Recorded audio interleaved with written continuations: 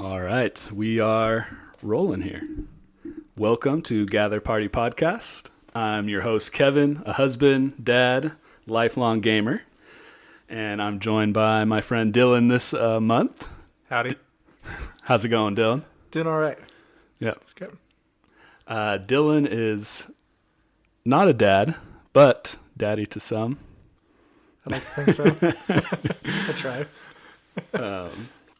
But this is Gather Party Podcast. This is a podcast for friends where I bring on a new friend each month and we talk about games we're playing right now, some interesting news stories in the world of gaming, sometimes other random topics, but mostly centered around gaming, a little bit of movies, and just kind of whatever our interests are.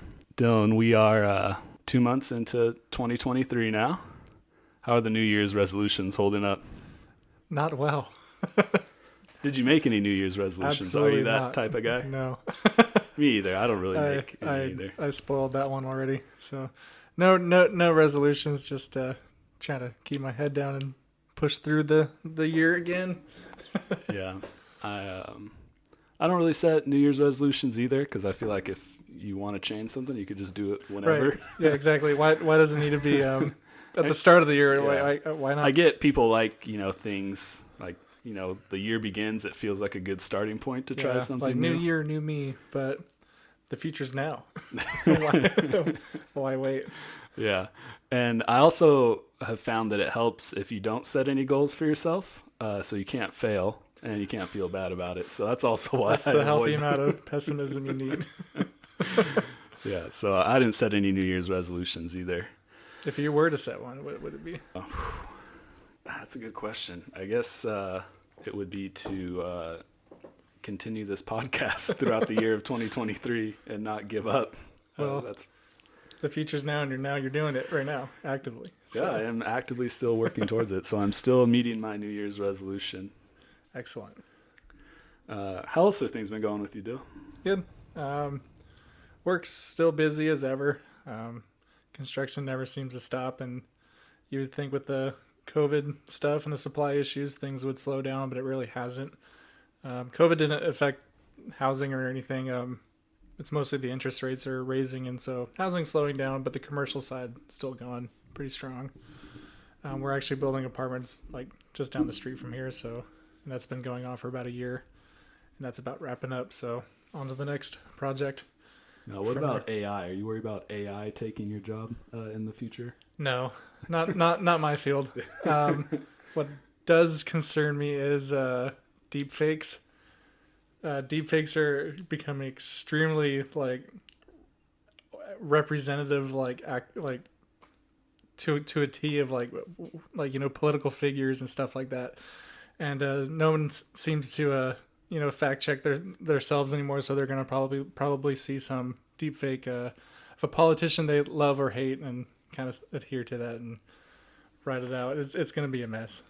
Now, you're worried about deep fakes for politicians, or are you worried about yourself being a victim of a deep fake video? Not myself. I think it'd be awesome if I saw a deep fake of me. I'd be like, oh wow. I don't know what circumstances would bring me being deep faked, but no, it's just like the politics and all that fun stuff with deep fakes is dangerous. It's funny in memes, but some people can't seem to separate reality from a deep fake. Yeah. That's funny because I found a story that I was going to share, but I ended up not. But it was about a deep fake of Todd Howard that came out recently that was a video of him saying that the new Elder Scrolls 6 was going to feature profanity and nudity and just said wild things about the game and swear and he was swearing and cussing in the video, and so that's people awesome. Were just losing their minds. But it was all just a deep fake of it wasn't actually him. I mean, that's case in point. So if you mix that with politics, and that's just even more crazy. Yeah. But I like a good deep fake. I like there's a lot of video game ones out there on TikTok and Instagram where Biden and Trump are playing video games like Minecraft and they're arguing with each other, and those are pretty funny. So and who did you vote for? Undisclosed. I'm just kidding. Yeah, or disclosed. We'll cut that. Yeah, no. I don't vote. I don't believe in it. So now anyway. How's Mrs. Robinson doing? She's good. That's good. Still loves me. Shout out to her for letting you come here tonight. Still loves me, even though sometimes I feel like I don't deserve her love, but here I am. So. Oh, that's sweet. We'll leave that in there just for her. Do you think she'll listen to this episode? She said she would. We'll see. I'm gonna quiz her. I'm gonna drop like little bits here and there, and I'm gonna quiz her on it. What I say in the first segment. There you she go. Doesn't answer it. I'll know. Yeah. I'll know, Tierney. Yeah, no, we'll be lucky if anyone other than the people in this room listen to this. Yeah, well, at least I'll listen to it again, even though I was here. Yeah. Speaking of listening, this episode is brought to you by no one. So I don't have any sponsors yet. Yeah. But I forgot to give him a shout out in episode 1 that this episode is made possible by my friend Jameson, because I am using his equipment right now. JMO. To record this episode, so I forgot to give him thanks in the first episode. But without his microphones, this episode wouldn't be happening right now, or at least it wouldn't sound as good as it does. It would, be recorded on maybe like my computer speaker and microphone, and would sound really bad. Thanks, JMO. You're here in spirit. Got your fingerprints on it.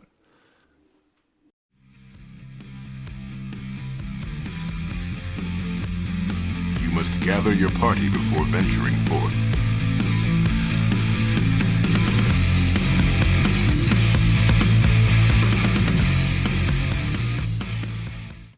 All right, Kevin, what video games are you playing today? Today, I sadly didn't get to play any. Darn. Okay. Yeah.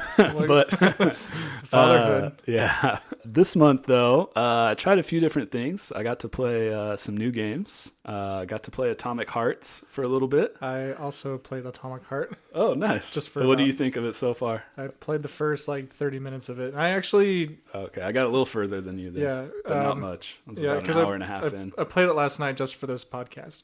Just to get a little taste of it, so I had something to talk about. Content in. But I was actually surprised at the art style. I really like the art style, and the world setting too. Post World War II, what was 1955 or something, or maybe 59.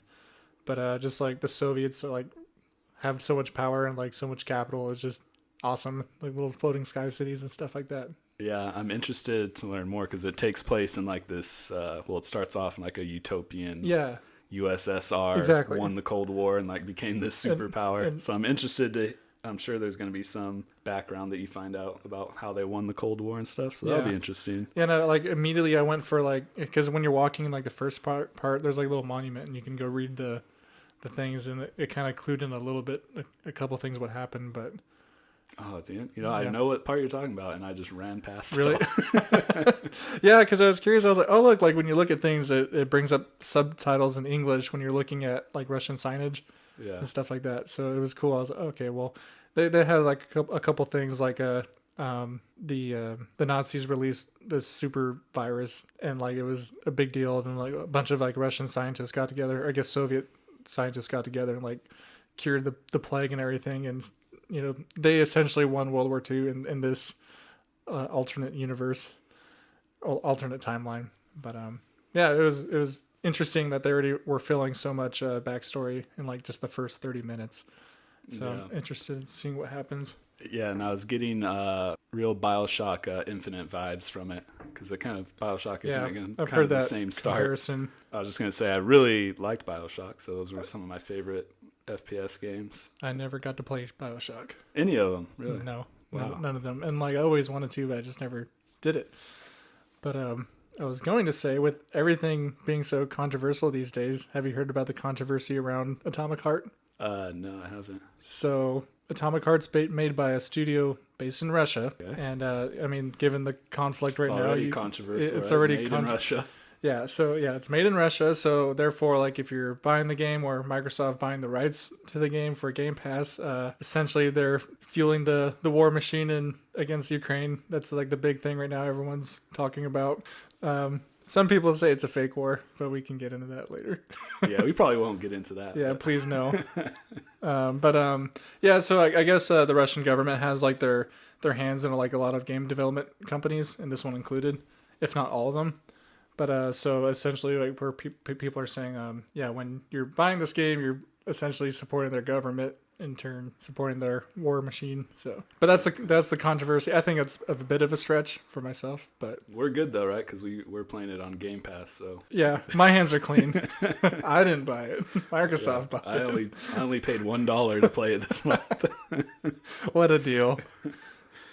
So I'm about a little bit further than you, maybe like an hour and a half into the game, and one thing that I don't know if they meant for it to be like this, but the protagonist is his voice lines are just really absurd, really vulgar, and it almost reminds me of like a Duke Nukem-esque kind of protagonist where he just like insults everyone that he talks to. And like it's so like just out of nowhere half the time. It's like really awkward sounding. Yeah, because it's almost like he's saying it in his head, and the people aren't hearing it, right? Because he says like the most absurd things. I know, and out of left field, it's like, oh, you effing suck. It's like, okay, you smell like whatever. It's like, okay, yeah.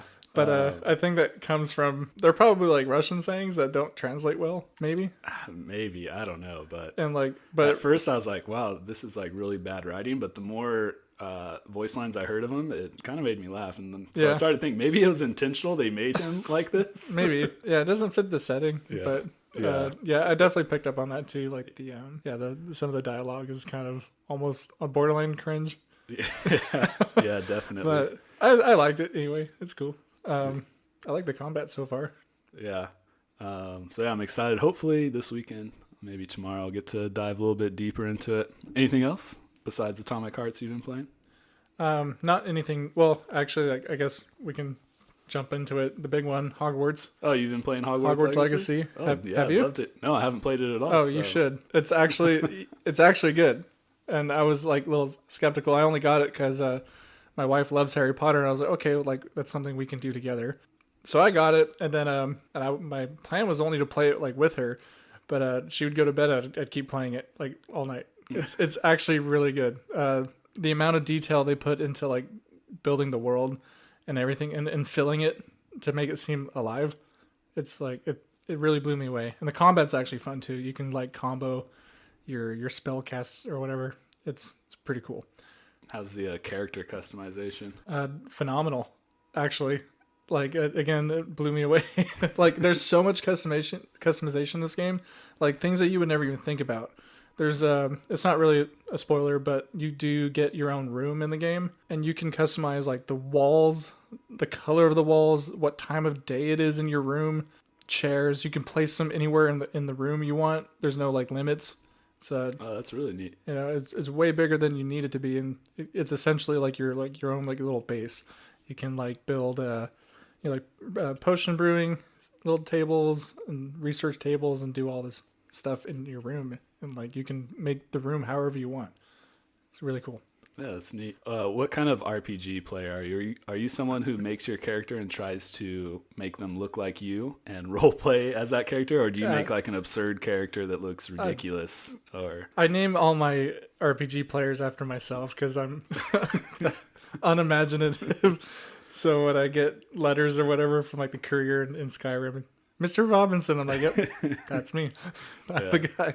I know some people, like some of my buddies, they create a character and like they build their own backstory to that character and like live that character. I don't do that. I just play how I like. But how about yourself? I usually build like a backstory for my characters. Oh, really? Yeah. Or I will make them based off of other characters that I like.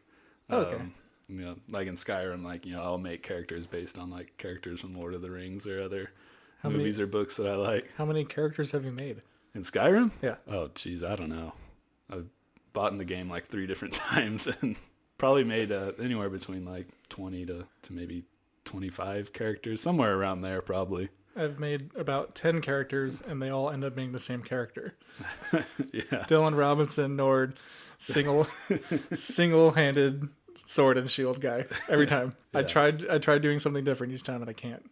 I resort back to the sword and shield. I remember you were playing Skyrim a while ago, and I told you about some mods to try, like the Ordinator mod to include more perks, and it makes your builds a lot more intricate. Yeah. Yeah. Did you ever try that? Not that mod in particular. I like graphic mods most. Yeah. And, like, it's an old game, so you try to beautify it the best you can. And there's only so many options on Xbox anyway. Yeah. Kind of limited that way. But it's cool we got something at least, you know? Something. You can make the crabs into Mr. Krabs, so that's cool. That's all I needed. And the dragons into Thomas the Train. Yeah. Those are the only ones that I needed. Back to Hogwarts. Has Mrs. Robinson played any Hogwarts Legacy? Or she just watches? She just watches. I told her that there was like a story to it and like you can get into it. I think I want to say it's a canon story. Like it's, you know, it's before the movies. Yeah, Harry it's Potter like films. it's based in the late 1800s. Oh, okay. So little like 100 years before like the Harry Potter movies, and I think they're canon, but I'd have to check that actually. Yeah, someone will have to ask J.K. Rowling if Yeah. it's canon or not.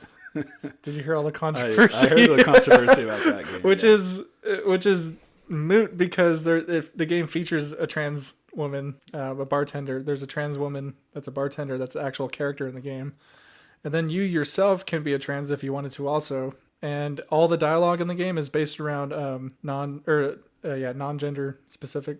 Is that the word? Non-specific gender. Really? So even if you, Yeah. does it ask you for your gender when you create your character? I don't remember, but you can like pick a male or female, and then you can choose to use the opposite sex voice if you wanted. All the dialogue in the game, it's like, you know, it's they or them. They never address you as like a him or her. So I think it's weird to call the game if you buy the game, you're transphobic. But they fully support that in the game. You can be who you want to be, and there's like, you know, it's kind of redundant or a moot argument. Yeah. One, I feel like that would for like a role playing aspect, that would kind of take me out of it a little bit if they didn't use like pronouns that I identify as. Right. I mean, like, you think they would have asked you like, do you want to be addressed as him, her? Yeah. And then again, like, then you have more cost and the dialogue studio, like recordings and stuff. They'd probably say, screw it, you know, everybody, you're a they, them. Yeah. Young and whatever they call you. Did you ever play Tiny Tina's Wonderlands? No. Is it good? I mean, it's a fun little romp. If you like Borderlands, you'll like it. I only did like one playthrough of it and a little bit of the end game. It wasn't as good as Borderlands. Yeah, that's what I heard. It wasn't as good as the other ones, but they did the same thing as far as your character's gender was very ambiguous. And it was even like during the character customization, it was like the labels for things was like this body or this body. Female. It's just like this one or that one. And then the voices, you know, aren't male or female voices, just like generic voices, or you could choose any for any character. And there was a lot of, I mean, Borderlands is known for being very inclusive in their games. And so a lot of the characters in Wonderlands 2, gender was a little ambiguous. How old is Tiny Tina in this one? This is like way past, like chronologically speaking, like it's way past the Borderlands game, right? Isn't she like an adult? Yeah, I think in like the Borderlands 2, she was like 13 or 14 or something like that. I think in Wonderlands, she is like maybe early 20s. I don't even know if it ever tells you what her age is. Yeah, probably for that. It seems like she's like a teenager, early 20s. Yeah. But yeah, interesting. Is it the same voice actress? You know, I couldn't tell a difference, but I didn't like look it up or even know who the original voice actor of Tiny Tina was. If it sounds the same, that's all good with me because I like the voice actress and the Oh yeah, I'm pretty sure it is. I just don't know off the top of my head if they use the same one or not. But it sounds like Tiny Tina. Have you played High on Life? No, I haven't. You should. Yeah, that's. I'm going to say that a lot. It's on my. I want to play it. I just haven't gotten around to it. There's too many other games that keep coming out, and that one sadly is starting to get buried. Did you hear the controversy? Yeah, I heard about Justin Roland too. Yeah, it's always something. Yeah, there's a lot of games with controversy right now. It's not. Yeah, it's almost like people just get. Well, Justin Rollins is. That's justified actually. anger. Yeah, that's a justified anger. You can't appease everybody, unfortunately. I was gonna say it seems like people just are getting outraged over anything, but Justin Rollins was a pretty bad, pretty messed up. We have it too good. We got to come up with our own problems. Yeah. But yeah, I do want to play High on Life. I mean, I heard it was a fun story, but the gameplay left a little to be desired. But yeah, like the one thing I really liked about that game is if you like that sense of humor, like you're gonna have a good time. So that's one thing. If you don't like Rick and Morty, you're not gonna like the game because the humor is the exact same. So if you don't like that, you're probably not gonna like the game because the gameplay is just meh. The story is whatever. But the game really shines on the humor, and that's really the only thing it has going for it. No, that's not true. There's a lot of like Easter eggs and stuff in the game, like little details. And like you have to keep looking for them because like it makes other jokes funnier when you recognize it. The other thing that game shines a lot in is you going out of your way to talk to NPCs in the game because that's like where like the funniest jokes are. If you're like keep talking to them, otherwise like you miss a lot of the funny jokes if you don't. But in terms of gameplay, like the game does keep it fresh throughout the game. Each weapon you get, they're called Gatlians. That's like they're all aliens that are guns, and they all have their personalities and stuff. But each gun will have, or Gatlian will have its own like ability, and some of them are ways to traverse around the map. Just other fighting styles too, and there's other perks and stuff. But it doesn't give you all of them at the start. You kind of acquire one as you go, like every couple hours throughout the game, and it keeps it fresh. And that's what I really like about that game too. So. I remember people being concerned. Now, I know the game's been out for a while now, but I tried not to watch a ton of videos on games that I know that I'm going to try in the future. Yeah, but I remember when I watched the first gameplay reveal for it, everyone was all worried that the talking guns would get old quickly because the gun was just like making comments the entire time. I was afraid of that too. Yeah. And no, they don't. There's a couple quips that you hear some of them can get repetitive, but they're not like cringy or anything. Some of them are funny, but that never really occurred throughout the game. It's fine. Is there an option to turn it off? Can you have the guns not say anything? I think there is. I think there is. Oh, okay, that's good. I think. I can't check. I haven't played it in a while because it's one like single player games for me. Like once you play through it, you're kind of done with it. Yeah. Unless it's a really good game, but I'm not gonna listen to the same jokes again. Right. I already heard them. Yeah, it definitely seemed like a one and done kind of game. And they did set it up for a sequel through some Easter eggs that you can find, but since Justin got canned, I don't think there will be a second one now. Yeah, I don't know what's going to happen with the show, Rick and Morty. I don't know how much he was. I know he was the voice actor of a lot of the characters. I don't know. I know he was a writer too, but I don't know how involved in the writing he was. If he was like the main contributor. Because there's one other guy, right? It's him and another guy that were partners. I think so. I could be wrong, but yeah, I don't know. I don't know either. Anyways. I don't know. I'm not like a huge Rick and Morty fan. It's an enjoyable show. But, I can't like sit there and binge it all day. Yeah. If it's on, I'll watch it. I don't tend to go out of my way. Yeah. Like I said, it's not for everybody. Yeah. You're just not a genius. Your IQ's not big enough to. Yeah, that must be it. I love Futurama though. I could binge Futurama. Futurama's amazing. Yeah. That show is actually like quality. So people, when it first came out, compared it to that. So I was really excited for it.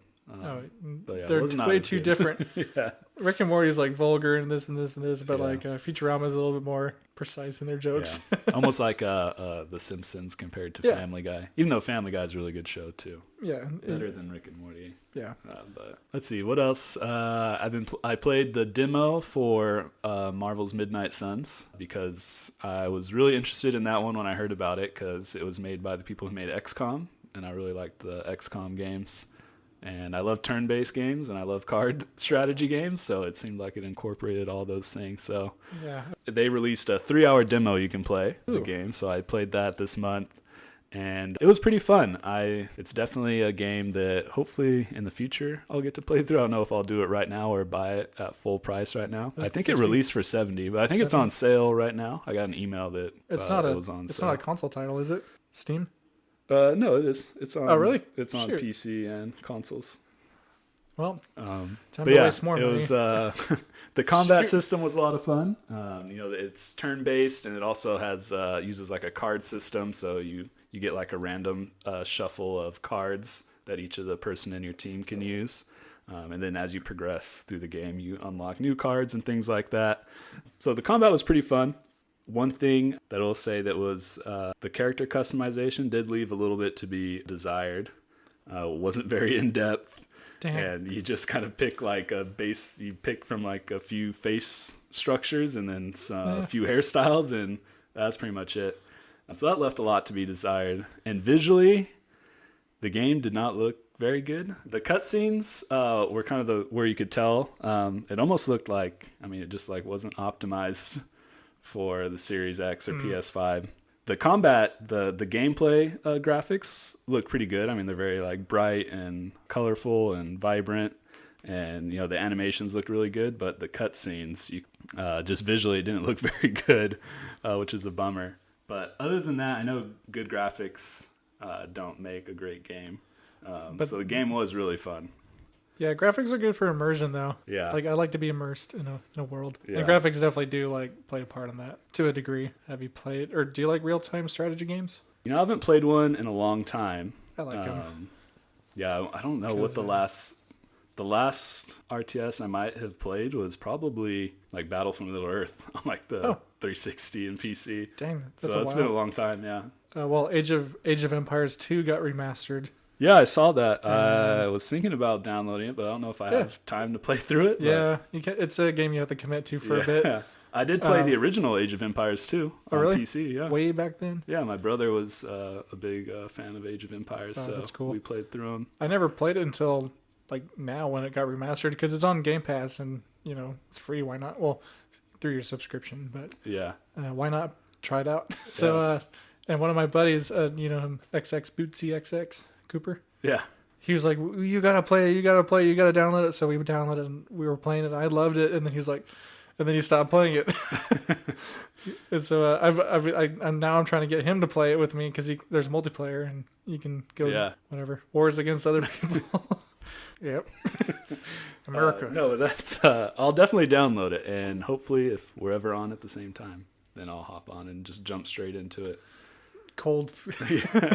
No, after 15 years of not playing it, dude. I was because I loved Halo Wars, and that's another RTS, and that's like completely basic and simplified compared to like Age of Empires, and so learning like more complexity in that, it's been fun. Yeah, and I actually lied. The last RTS game I played would have been StarCraft 2. I did dabble in that in college. Yeah, my brother was a big fan of StarCraft too, so I was never very good at it. I wasn't ever good at RTS games, but they were fun to play. Yeah, I just like watching like a civilization grow in front of you that like you're actively doing. Yeah. So like I just go for like straight like resource management. I'm trying to build up like a city and like build walls around. And all the armies built up, and just a wave of infantry going to like the enemy base is just awe-inspiring sometimes. Yeah. It's beautiful. Yeah, what's cool about Age of Empires is it's the resource management, and then there's also the combat, but then there's also like the kind of survival aspect to it of having to gather things, and I was like watching like pro players like just get an idea of like what they do for like getting their resources, and dude, they have it to it like science. They have it's down to a T, like what they do. Yeah, they it's nuts. There's like cool speed runs you can watch, and it's nuts. Like speed running to like the medieval age or whatever it is, or it's nuts. Yeah, the skill ceiling on RTS games is insane when you watch the pro players. Yeah, I was play like, them. Oh, I'm pretty good. Let's go see what these guys. And it's like, oh, wow. Yeah. Well, on console world. too, it's a lot different because you're using a controller. Yeah. You're quite limited. No professional players are playing an RTS game on a controller. No. How does it play on a controller? Like I said, it's kind of complex trying to like navigate through the menus and stuff like that through a controller, and honestly, it's not good. Because shortcuts are like a huge thing in RTS games to be able to like hit keys. one key, and do something. So that was always a challenge when I played Battle for Middle-earth on the 360. It was pretty hard to navigate things. It's not that big of a deal when you're just playing through like the campaigns, but when you start to do multiplayer, where you have to be quick, and that's when you start to really notice it. Yeah, that's when I learned that I actually suck at the game. Yeah. But that's so funny. Yeah, Age of Empires 2 is getting this kind of resurgence. Yeah. I mean, it was an amazing game. People were still playing the original one before this remake even came out. But That's crazy. yeah, so many new people are getting introduced to it now. How many Age of Empire games are there? Oh, off the top of my head, I can't remember. There might be 4. That's what I think. Yeah. There was Age of Empires 3, and then I can't remember if it was an expansion to the third one, but they made like an Age of Empires mythology kind of edition. I can't remember if that was a whole new game or if that was just an expansion to the third one. But Yeah, there's several titles. Yeah, there's 4 main games at least. I just looked it up. Oh, there we go. I looked for a 5th, and they said, nope, nothing. So that'll be cool to see if they remaster any more. There's a real trend right now of everyone just remastering games. So I know. I guess we ran out of ideas. Fun ideas. I mean, there's really awesome games that are old that, Age of Empires was still pretty fun, but it was, visually it aged quite a bit. Yeah, and like, I kind of similar vein, but like, I love playing old games that I grew up with still, as opposed to like new ones. Yeah. I just don't know why, but like those older games like hold me in longer, and they're just more fun to me. They're more fun for a longer time than like a new game. I'll pick up a new game, burn through it, and like after 2 weeks or 3 or a month, I'm tired of it. Yeah. But I can go back to an old game that I love, and like I'll play the story over and over and over again. Yeah. I don't know about you, but yeah, I used to be like that a lot. I used to have several games that I would Your play through at least like once a year. They were just favorites from my childhood. A lot of Elder Scrolls games, like 3 and 4. I used to play through those, and then some of BioWare's older games, like the Knights of the Old Republic series. Great I would game. play through those. Yeah. Now I don't as much anymore because I don't have as much time, and now trying to do this podcast, I feel like I have to play things that are like relevant. So I try to play things that are more newer, and I don't replay as many old games anymore. But yeah, so what else? There was something else about Marvel Midnight Suns. Oh, it was super full of like comic book character lore. Obviously it's a superhero game. Are they like deep lore characters or? Yeah, there's some deep cuts in there. I'm not like a mega Marvel fan, but it was entertaining learning about the characters in the demo. And the gameplay is, so outside of the combat, you're kind of in like this headquarters hub, and you interact with all the different heroes that are part of the Midnight Suns. And it has a lot of RPG elements, like you have these conversations with them, and based on your responses, it affects like your relationship with each of the heroes. Oh, no way. So some things that you choose will, show you like they didn't like that or they did like that, and you can kind of build relationships with the heroes to like learn more about them. And I'm sure it impacts the game too. I'm sure there's like abilities and stuff that you unlock as you. Cool. So that was really cool. And then it just seemed like there was tons of lore for people that are into that. So if you're a big comic book Marvel fan, I'm sure the game is going to be amazing to you. So yeah, it had a lot of cool stuff. And other than, visually, the cutscenes not being like super impressive, I think it was like a really cool game. And it was really cool that, this company tried to do something a little bit different, because I feel like superhero games have been really bad lately. Yeah. Other than like, I haven't played it, but other than like the PS5's Spider-Man that I know has pretty good reviews. But all these other, Gotham Knights was pretty bad. Dang. And it seems like most superhero games like try and follow this formula of like open world, grindy co-op, almost like gameplay. Almost like an RPG game too. Yeah. I've seen a couple like that. And my favorite superhero game was Spider-Man 2 on like the OG consoles. Nice. I didn't play Spider-Man 2, but I played Spider-Man 1. That was also on the PS2 and GameCube. I love that game too. That was one of my first games. Yeah, that one was really, I think, because that one was kind of like semi-open world. Yeah, like they had like they had levels, but like the levels were big enough where you can kind of like roam about the level, and then like you progress to like a new quote level, and it's a little bit more open world. So instead of like having like the entire map available, like you would go through like different loading screens. Yeah. That from like what I remember. Spider-Man has always had really good games. I don't know, this might be too old, but did you play the Spider-Man games on the PlayStation? They're on the Nintendo 64 too. Oh dang, 64? Yeah. Then no, I don't think it. No. Yeah, those ones are really fun.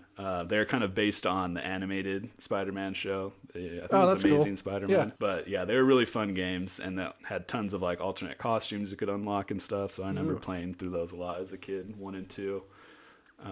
But yeah, I like the Spider-Man one that was released based on the movies Yeah. for the GameCube and PS2 and Xbox. And I remember you could, after you beat the game, you could play as The Green Goblin. Yep. And that was a lot of fun. Yeah, I know. He had like the little pumpkin grenades you throw at people. And you could fly around the levels. Yeah, with his, that was so cool.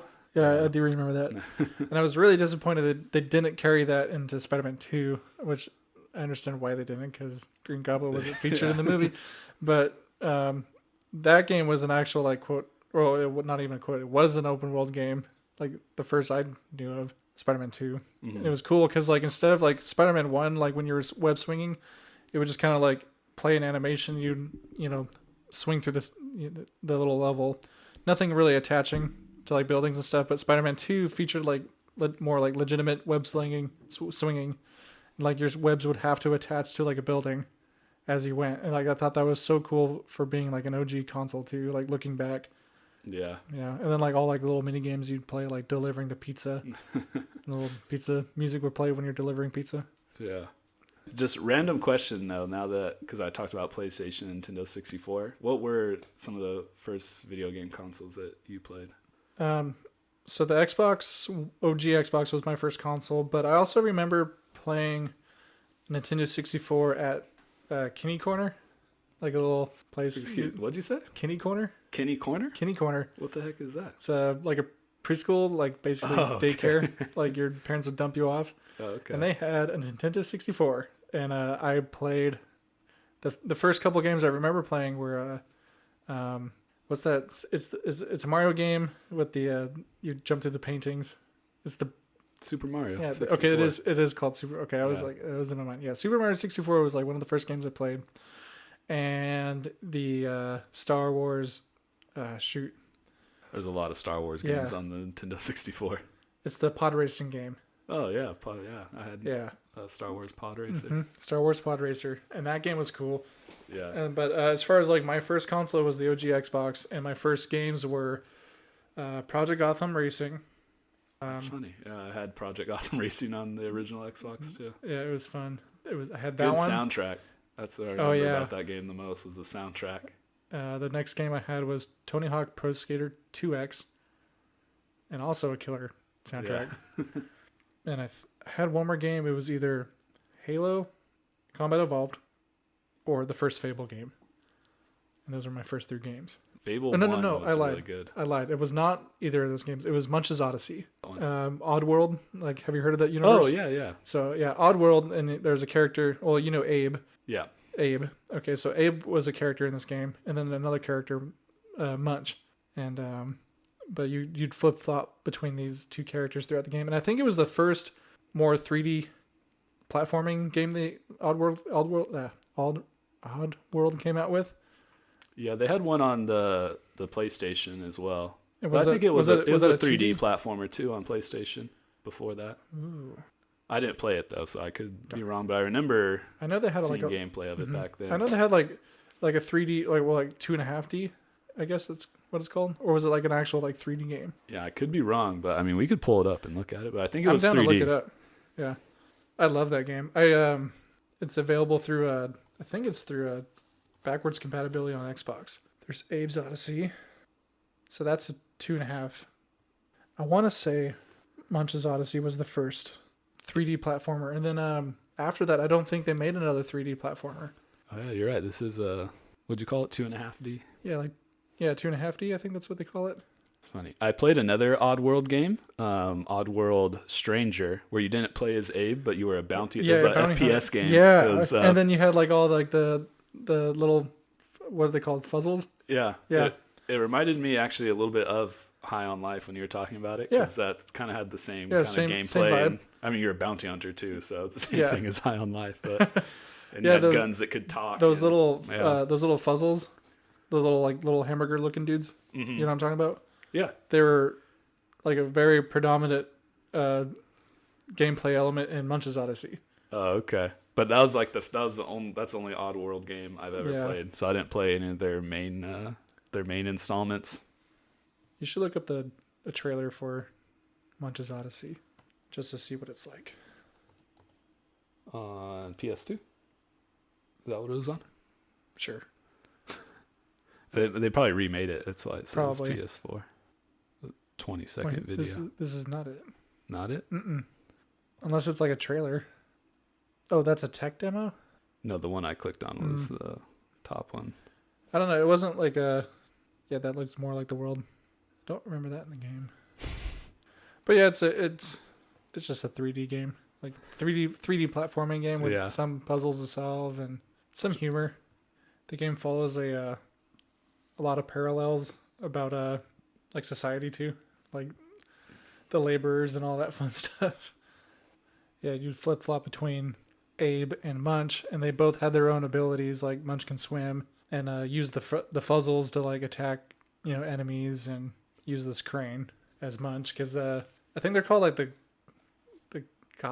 not goblins, but one of the main antagonists. They did experiments on the those little frog-like creatures, and Munch is the last one.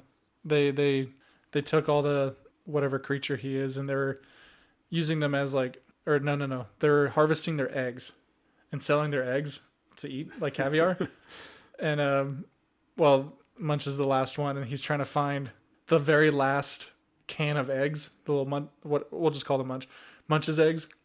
And so the whole game is about saving that little can of eggs, so they don't, instead of being eaten, they save them so they can repopulate. What a nostalgic feeling watching this is of how games used to be. I know. It really gives me those. I didn't play Oddworld, but it gives me kind of the PS2 era of like Jack and Daxter and Ratchet and Clank and those like adventure platform games. Those games are fun. They don't make games like they used to. But Munch's Odyssey. Did we talk about Hi-Fi? I don't know anything about Hi-Fi. Yeah, I've been playing Hi-Fi Rush too, and I'm almost done with it. I think I'm a good 7-8 hours into it now.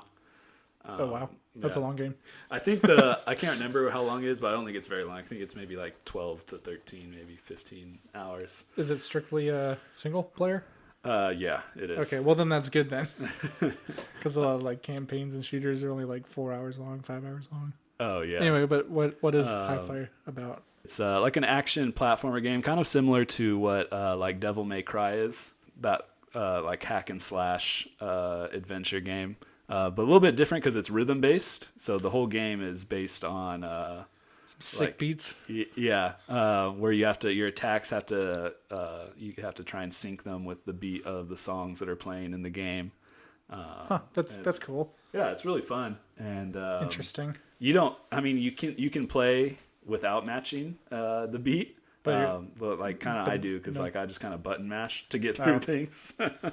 But when your hits are in sync with the music, you get more damage, and I don't know. Have you ever played a Devil May Cry type game? I've watched gameplay. Okay, you have combos, and you try and build up hit counters and things like that. So when you're in sync, you build up higher scores on your combat rating and things like that. So every combat encounter, it'll give you a rating for how much you were in sync with, how many hits you took, how much damage you dealt, and things like that. But it's a lot of fun. What's the world setting? So it takes place on this island, and your character's dropped into it as part of this program for kind of augmenting people. This company said it's created a way to augment people to make them more efficient, and especially if they have missing limbs or things like that, it can replace them. And so the main character signs up because he has I think a broken arm or something, or limp arm. I can't remember what it was, but he goes through this augmentation process, and then it gets he's listening to an iPod during it, and the iPod ends up getting placed on him during the surgery, so he gets augmented with the iPod. He iPod. He hears the music the whole time. That's why it's rhythm based, because the main character is hearing music the whole time during the game. Can he change the songs? No, you can't. You have no control over the music. Damn it.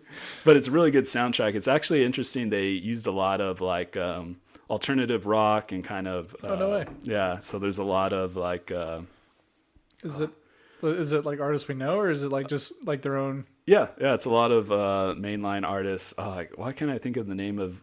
It's kind of like blues alternative, really popular right now. And I can't think of two brothers, and they make. I can't believe I'm drawing a blank. I on feel their like I name know right what you're now. talking about, but I can't even think of it either. As I feel like I have to like sing the song like I wanted love, needed love, most of all. Oh, it's the Arctic Monkeys.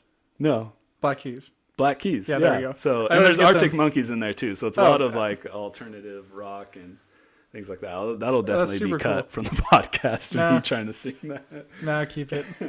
but I'm glad you're able to guess it. Yeah, I was like, But wait. yeah, those Black Keys are in there, Arctic Monkeys, and a lot of other bands too. Cool. So yeah, it's been a lot of fun. It was one so Microsoft did their developer direct in January, and so this was one of the games that they shadow dropped, or the only game they shadow dropped. They announced it at the developer direct and then said it was being released that day, and so That's cool. Yeah, and it was made by a developer called Tango, and they made Evil Within. So it's like a completely different game. They made like several survival horror games. Right, yeah. I played a couple of them, and they were pretty cool. And so this is like a completely different thing. Yeah, Because the art style is like kind of like cartoony, kind of anime almost. Oh, really? Yeah. Okay, I'm going to have to check it out. Yeah. I've heard good things about it. I just had no idea what the game was about. Yeah. Hi-Fi Rush, good game. I'm like, cool, good game. Yeah, so I wanted to try it because, I got really good reviews, and but people were saying it was like game of the year worthy for Xbox, so that made me want to try it out. So. We'll And have to see. I think it was cool that they shadow dropped it too, because I feel like if they had like announced it earlier and like showed us clips of it, we probably would have said like, oh, this is like a Devil May Cry clone or something like that. So it kind of gave it its own moment to shine. I think that really helped it out. Cool. So yeah, I've been liking it a lot. I stopped just to try Atomic Hearts, but I'll hopefully try and finish that one hopefully soon here, and then I'll try and move on and power through Atomic Hearts. I feel like right now there's just a ton of games releasing, so it's hard to keep up with everything. A lot of good games now. Yeah. Like there's like 2-3 years like I just didn't care about what was coming out, other than like mainstream titles like Halo Infinite and stuff like that. But like there's actually like a lot of cool new IPs coming out that I'm actually excited about. Yeah. Yeah, this I think this is going to be a really good year. I mean, 2020 only had like a few titles that I feel like were really worth playing. And then like the one Cyberpunk was so hyped up, and like did I say 2020? 2022 is what I meant. I think 2022. Yeah, what last year is it? But yeah, like there's like whenever Cyberpunk came out, like that was 2020, right? Yeah, I believe so. Okay. But like from then up until now, like it just seemed like nothing good was coming out. Yeah. There's a few good games that actually came out that I had. Microsoft Flight Simulator. That's I I'm biased. don't play too many flight sims. Yeah, But I'm biased on that. But the technology in that game is really impressive. For instance, like it uses it's a 1-to-1 scale the world. So like the time it takes you to fly from point A to point B in the game, it's that's what it is in real life too. But it's not about that. That's nothing new. That's been in flight sims forever. What I really think is impressive is it uses Bing Maps, and then so it has all your map data through that. And then I think it's Black Shark AI developed an AI that reads Bing Maps and generates 3D models into the game just from map data. So like you can like literally fly over like your house and it'll be represented really well in the game world. It's pretty neat. wow.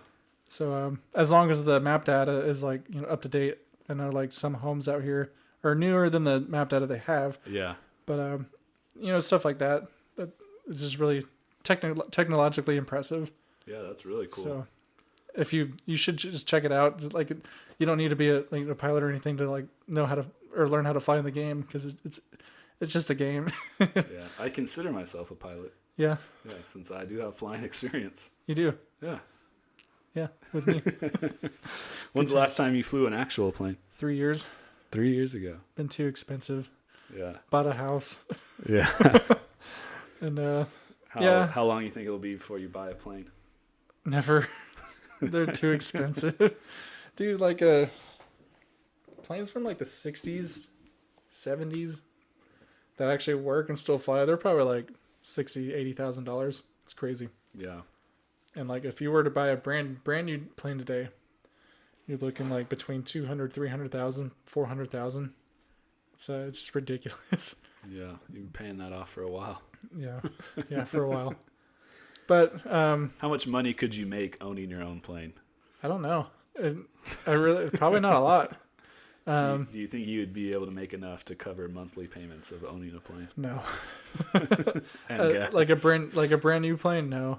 One, I have to have my commercial license, and that's not to be confused with an airline. Not to smuggle people though. Yeah, you need a commercial license. I mean, maybe then you can afford the plane. But yeah, that's not to be confused with like an airline transport pilot. That's something different. That's like what you think. The common person will think, oh yeah, commercial airline. Yeah. No, commercial pilot just means you can go get a job doing anything like skydiving, aerial surveys, stuff like that. I'm thinking of those random guys in movies that always seem to own a plane and can help people get to where they need to go in like really dangerous parts of the world.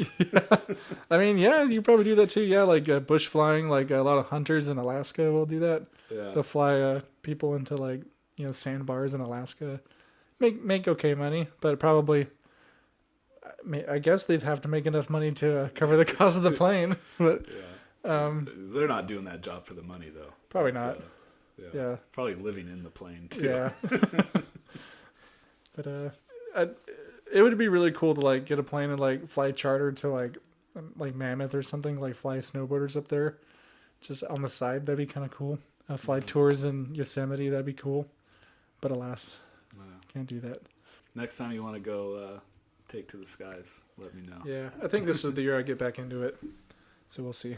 All right. I think that's it for games we're currently playing. Kerbal Space Program. Oh, do you have more? If you got more, I'd love to know. Do you like physics? Well, I know what Kerbal Space Program is. Okay. Have you been playing it recently? The I second played one just released, right? Early access program. And I haven't touched it yet. I've heard mixed reviews right now. Oh, okay. Just because, I mean, it's early access, so everyone's complaining, why isn't this game complete? It's because it's early access. Like, you should have known this was going to happen. But Kerbal Space Program is great. I love that game. It's always a challenge, building things, building new things. And learning how to be an engineer, how to solve problems. Like, how am I going to build, like, something on the moon? And how am I going to get it there piece by piece and then attach everything up, when you finally get there, if you get there. It's fun. I like it. Should I talk more about it? No, you don't have to. Okay. I don't know anything about it really. I just know what Kerbal Space Program is. I just know that it's a game about launching things into space. I don't know why they made that game when the Earth is flat. So. Yeah, that's true. So I mean, that's what video games are for: imagining things. Everyone knows that aren't possible in real life. Yeah, like, rockets aren't even real. Like going into space and that's landing dumb. on the moon. No, it doesn't work that way. Yeah, Kerbal Space Program was made by the government to keep us down. Anything else you playing? I think that's it. I binged Skyrim again. Did you play all the way through it? I think I got up to where what's the their version of Valhalla? What is that? What is that? It starts called? with an S, I think. Yeah, Sovngarde. Yeah, Sovngarde. Yeah, I got up to Sovngarde and then I called it quits and I got hooked onto something else. That's impressive that you made it that far. Usually right now, Skyrim, it's like I get an idea for a character. I spend like 10 hours trying to mod the game and create a load order and then play for maybe 2 or 3 and move on. PUBG, I'm playing a lot of PUBG again. Nice. And they made a lot of progress on that game since I played. Yeah, I've played recently. I played since it became free to play. And yeah, it was a much more enjoyable experience. It's like 60 frames a second now. Yeah. When did that happen? I would have played it, more had I known. Yeah. But that game's fun. I like that game. It's a little dated at this point, but I enjoy that one. Dude, I like PUBG for just the risks factor in it. A lot of battle royale games now. A little bit more forgiving. Yeah. Yeah, PUBG with reviving and things like that. Yeah. Whereas PUBG, it's pretty Dude, hardcore. in PUBG, there's a comeback arena now. Oh, really? Yeah, like just like the Gulag. Oh. Like, I mean, they ripped the Gulag. Yeah. Yeah, they have like a Gulag now. Oh, that's Essentially, they interesting. call it the comeback arena. And if both of you survive, both of you go back in the game, which is kind of dumb. Yeah. It kind of defeats the purpose of it. Yeah. I'd rather fight to win back my rights back in the game. Yeah. So yeah, that's new to that game. There's a lot of new things on that game, but I think that's all I'm playing.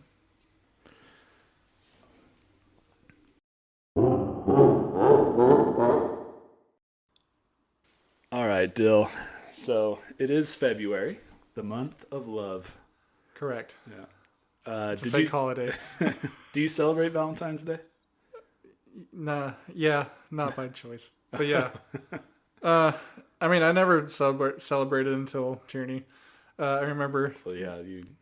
Yeah, I remember. It's usually how it goes when you're single. You don't celebrate Valentine's Day. Yeah. But yeah, we do, and yeah, I'm thankful for it. I guess it, it's something special to do. I guess. I think the holiday's a fake holiday still, because why? You don't need to express your love on one day of the year. You should. I'm more of like a just because kind of guy. Should just make a dinner, or a nice dinner, just because, not because a day of the year told you to, but why not? July 3rd, or well, that's too close to July 4th. Let me try again.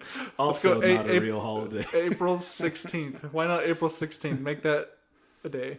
Yeah. Make April 17th. I'm sure that is a holiday somewhere. Someone wants to Might celebrate be Easter this year. Is it Easter? God. No, I think Easter is like the beginning of April this year. April, we're safe then. 7th or 8th or something like that. We're safe then. But yeah, I mean, do you celebrate Valentine's? Not usually. I mean, sometimes I'll get Savannah flowers. Yeah, but I don't do it every year though. I like to keep her on her toes and keep her guessing if I'm doing something or not for Valentine's Day. And doesn't do anything. Does he still love me? But that's why I like it. That's why I don't like it, because if you don't do anything, it must mean that they don't love me. Yeah. And that I think that's silly. Yeah, it doesn't need to be silly. There doesn't need to be a also specific day. If you do celebrate Valentine's Day, that's okay too. Yeah, no worries. It's not you live your life. It's fun sometimes just to celebrate. What you do in your time, I don't care. It doesn't affect me. Don't want to get canceled by the Valentine's Day brigade out there. The diehard cultists of Valentine's Day. Yeah, but Cupid's gonna access here. But I bring that up because there was a man in the UK that created a video game dating app to help him find a girlfriend. So he was using just regular dating apps, and then he wanted to find someone that was more compatible with him and his love for gaming. So he made a whole web-based game that also acts as a dating app. He made his own algorithm. And stuff. Called the Game Boy Color. Which I think was just an unfortunate name, because if you try and search his game, you're not going to find it, because you have to go through pages of just Game Boy stuff, because Google's algorithm just thinks you're trying to spell Game Boy. I'm going to try it right now. But yeah, he made this. So he made this game, and he linked it onto his other dating profiles, and then so people could click on this link to his game and play his game and find out more about him. And it gained a lot of traction because he matched with someone on a dating app who was a video game journalist. And so she tweeted that she had matched with someone, and they made a game to get to know her better. I think she thought the guy made the game solely to get to know her, but that wasn't the case. But anyways, it was kind of sad though, because she kind of blasted him on Twitter. Nice. And then as one would, and then wrote about the conversations they had and why they weren't compatible, and said I can't remember specifically, but it had something to do with her age and his height is why they weren't compatible for each other. But she said they had a really good conversation with each other, and the game was a lot of fun. Was he 1 inch too short? I don't remember his Short king, stand up. As I'm 6'3" and I have nothing to worry I don't remember about. his exact age either. She said she was too young, and I think she was like 29 years old. Well, I know the rule is half your age plus 7. Half your age plus 7. Half your age plus 7. That's like the youngest you should date. So 35, that's how old Voy here is. 35 divided by 2 plus 7. Yeah, it's fine. 25 that's the youngest there. She checks out. Okay. I've never heard that rule before. Yeah, half your age plus 7. Okay. Now you know. Oh, Think about it. I don't think I'll ever need that rule, but Just in case. yeah. But anyways, so he made this app and it kind of blew up on Twitter for a little bit. And sadly, his match ended up not working out for him. And I think I haven't researched it recently, but he made this game in like I think the end of 2022. And I don't know if he's found a match yet, but when this article that I read about it Bummer. at the beginning of February was released, he hadn't found a match yet. So hasn't worked out for him yet, but he seems determined. So He's going to find his love through the game that he made yeah. and the algorithm he wrote. Yeah. He's setting himself up for success and he still hasn't found it. This poor man. And nobody can find this game. Because I even tried looking for it just now and I couldn't. I can't even match with him. Yeah, I tried to find it too and I couldn't find it either, so I'm not sure. I'm sure maybe if I go to this guy's Twitter page, maybe I could find a link to it. But I didn't dive that deep into it. It's kind of hard. I saw the article on IGN by Rebecca Valentine. It's going to be hard to find your match when there's only 10 people on your game. Yeah, I don't know exactly how it works either. If it's like you just click on the link and go join the game. Is he always just waiting in there? Does he get notified when people? He's sitting there waiting, playing his game all day, waiting, sitting there menacingly. Yeah. Oh, this poor guy. But it was interesting though. I mean, it's an interesting super cool concept. Yeah, no, I'm not actually hating on it. I think that's cool because like I know people do find relationships through video games. Yeah. Not necessarily like ones that you're actively looking for a romantic partner, but I do know that people find love through games and end up getting married. Mm-hmm. I've read a few stories like that.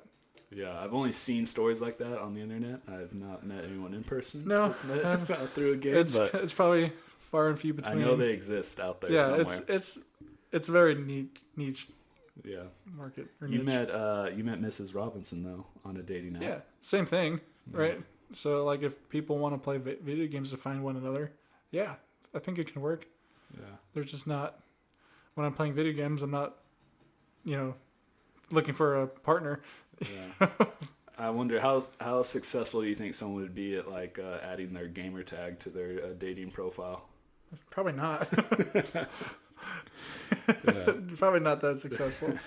But if you're determined to find somebody that plays video games, I would put it in there too. If that's like a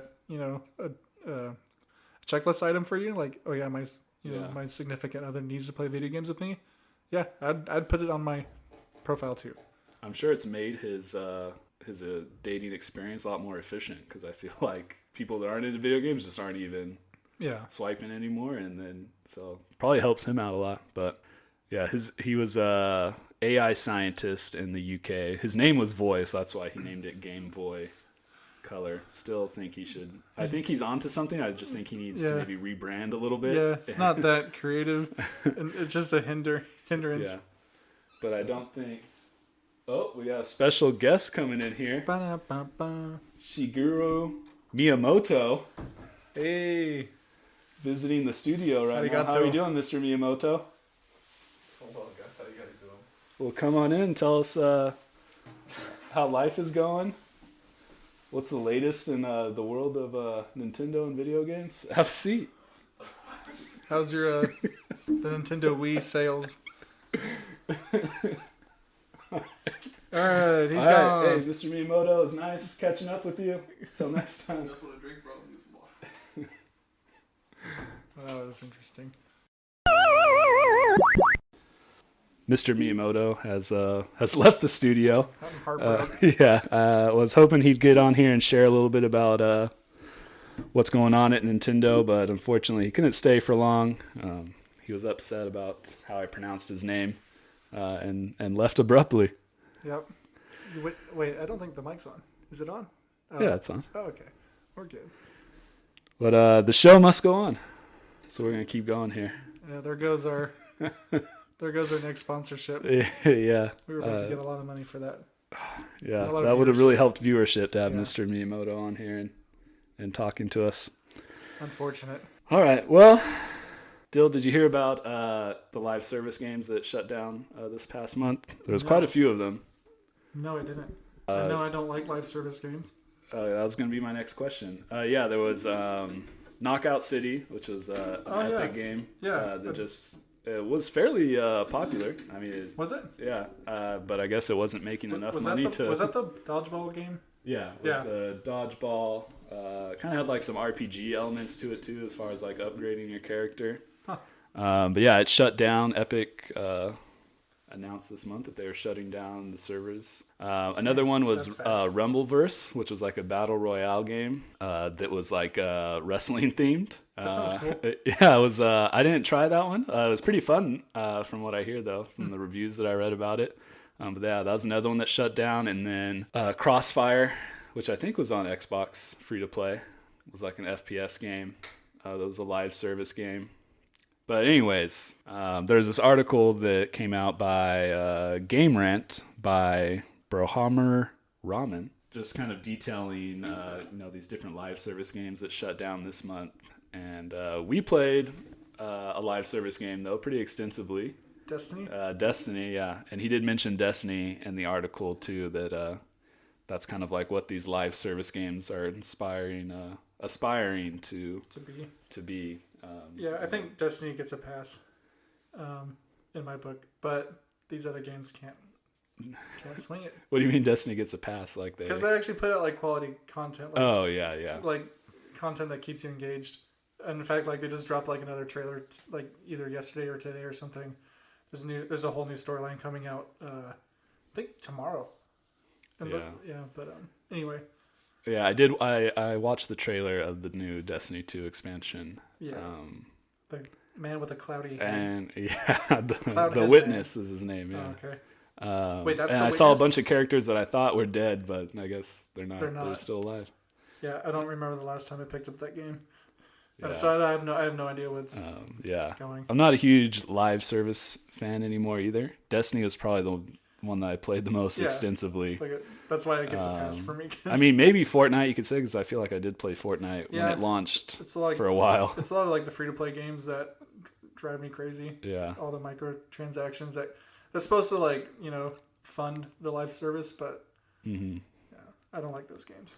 But it's interesting because I feel like even games that aren't free to play now are becoming live service games. Yeah. Or games as a service, I mean. Whereas pay full price and then the game's not complete. Yeah, and they keep adding more things to it. And I almost think like even games that don't intend to be like games as a service, I feel like it's just the route games have to go now. Like when they release a game, they have to add more to it. Yeah. Unless the game's just like a complete flop, then Yeah.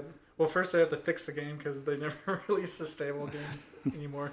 Yeah. Fix it, and then now that we are nearly bankrupt on fixing the game, now we gotta make money. Yeah.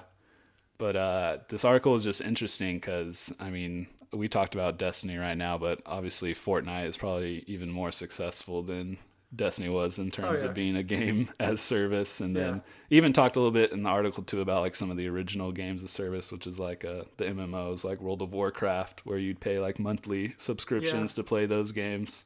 That's true.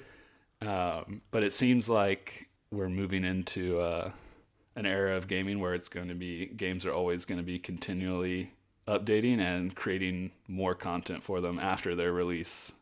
Yeah. Very few games, unless they're like indie projects or smaller developers, release just a game standalone by itself right now without any additional content.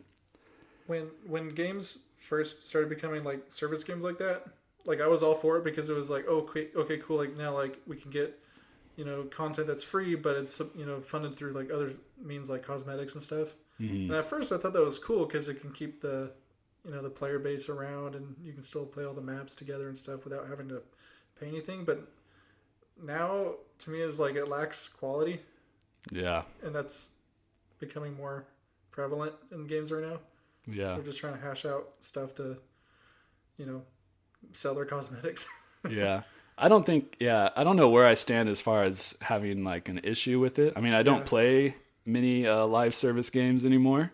And that's just personal preference, but I know there's millions of players who do. So it's other people are enjoying it. It works. I mean, it's fine. They probably make more money now than they did before selling like, content packs for like, $15 each, which I wish they went back to, honestly. And from, my point of view, because like games like Battlefield, Bad Company 2 and 3 and 4, or Battlefield 3 and 4, you'd have to pay for the DLC content, but like it was good quality content. But now it seems like all they're selling is just, cosmetics, and like the maps are really subpar and stuff like that.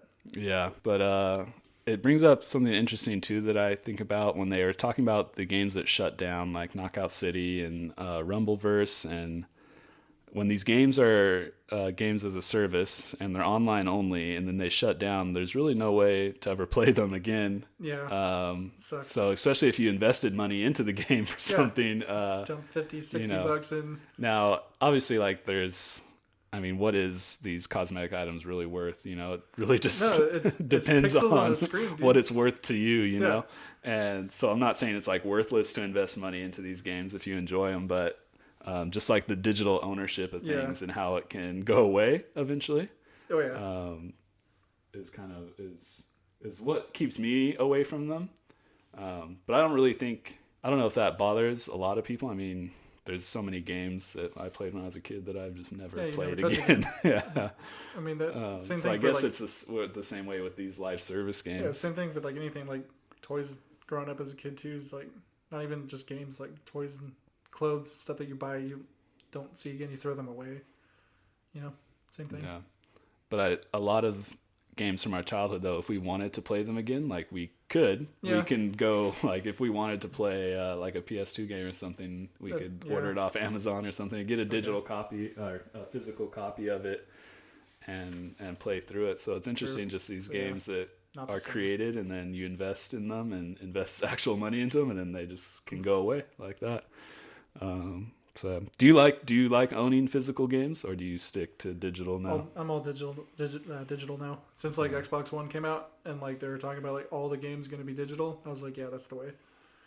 But I do miss having like a physical library too. Yeah. And yeah, it is kind of strange that you just buy the digital license and not necessarily like something tangible. Mm-hmm. So yeah, they can rip that away from you if your account got banned or whatever. Yeah. That all goes away. So yeah, that makes sense. Is there any games you like to have physical? Like, I like limited editions of like Halo games because like I love Halo. So like if there's like a limited edition coming out, like I always buy the physical version too. Yeah. So and like all the collectibles and like metal cases and stuff, I do sometimes if I love the brand enough. Yeah, I'll get the physical version too, and if it doesn't come with a download code, I'll just get the digital version too, which is stupid, but that way I don't have to get my lazy butt off the couch and go put the game in. Yeah, that's the major drawback of physical is having to take it out every time. I don't know. I like first world problem if I've heard it. Yeah, I like physical copies, not only just because I like to have them, but to resell them too. I've definitely resold a lot of games. I'm not really a collector anymore. Okay. I don't try and like hoard every game that I've bought anymore. I'm just naturally a hoarder. Yeah. So I like to keep the things I have. But it almost feels like a little bit of a return on an investment when I get to resell it for some money and then put it towards a new game. I don't know if return on investment is a good way to put it. Yeah, there's no investment. Yeah, I don't know very much about finances or business, and don't really have anyone in my life either that I can talk to about these things. Yeah, I wish there was a Japanese CEO in here. Yeah, to talk about Mr. Miyamoto would have stayed, and we could have really got his opinion and knowledge that would have really helped us out. And viewership. But yeah, just interesting. Just made me think about like digital games and these games as service and how they just get created and then they're gone. Yeah. So just a new era of gaming that we're in right now. Last news story here. AI has been on a lot of headlines recently. I feel like it's a hot topic right now. Almost like kind of reminds me of like how crypto was before the crash, and like maybe like 5 years ago when it seemed like every major magazine had some sort of crypto story in it. Now we have AI stories in every major magazine. AIs are learning how to write articles now too. Yeah, So and yeah, have you ever used Chat GPT is like a popular one now that everyone's talking about? Never used it for anything. No. I feel like in I know what it is, in schools it's a big issue right now because Really? everyone's using it to write essays. Wow. And it's well, it's so blatant, isn't it? I mean, I don't know how good it is, but apparently it's hard to detect because it writes something that's original. So like when it goes through like a plagiarism checker, it won't pop up. But I have heard that if you actually read the essay, that's what I mean. it is easier to identify because usually, I mean, most people are pretty subpar writers. Yeah. And so it's easy to spot when like an AI writes something that's like immaculate with no grammatical errors or anything like that. But Forbes released an article about ChatGPT being used in video games to create AI to make the AI in the video game more advanced to where it could actually have conversations with you instead of just, like typically in a video game, like an RPG game, the AI has dialogue and you can like respond with a few choices and then it responds to whatever you pick. But they're thinking about using AI now to create an AI that you can have a conversation with in a game that's like a live conversation. Yeah. And it just responds to you. It creeps me out. Does it? But it's cool though. Yeah, I mean, I think it sounds cool. I don't know how well it would work, especially for like coding for a game. I mean, I'm not a game developer at all and know very little about it, but it seems like that would be a lot of work. On paper, to have sounds awesome. That's like super immersive, and like imagine like going on like Skyrim quests and you're like actually asking people where like places are, or have you seen this and that. I think on paper it sounds awesome. I just don't know how well it would translate. And so the article talked about that too, about like how on paper it sounds really good, but the actual practice of it, there's just so many questions. And with AI, I know there's been a lot of with Microsoft's been using AI and Bing to like answer questions for people, and it gives them like really weird answers sometimes, and has been recorded like saying some pretty questionable stuff to people. It's starting to like gain like awareness. Yeah, I know there's been instances where the AI has responded to people claiming that they're trying to hurt them, or claiming that they're trying to hurt the AI that it's talking to. Yeah. So the AI is becoming afraid of itself. That's very unnerving. Yeah. So things like that, and you can like trick AI to like say anything you want, really. Oh, really? So if you know how to respond and like how to get past like the filters they use for these types of AIs.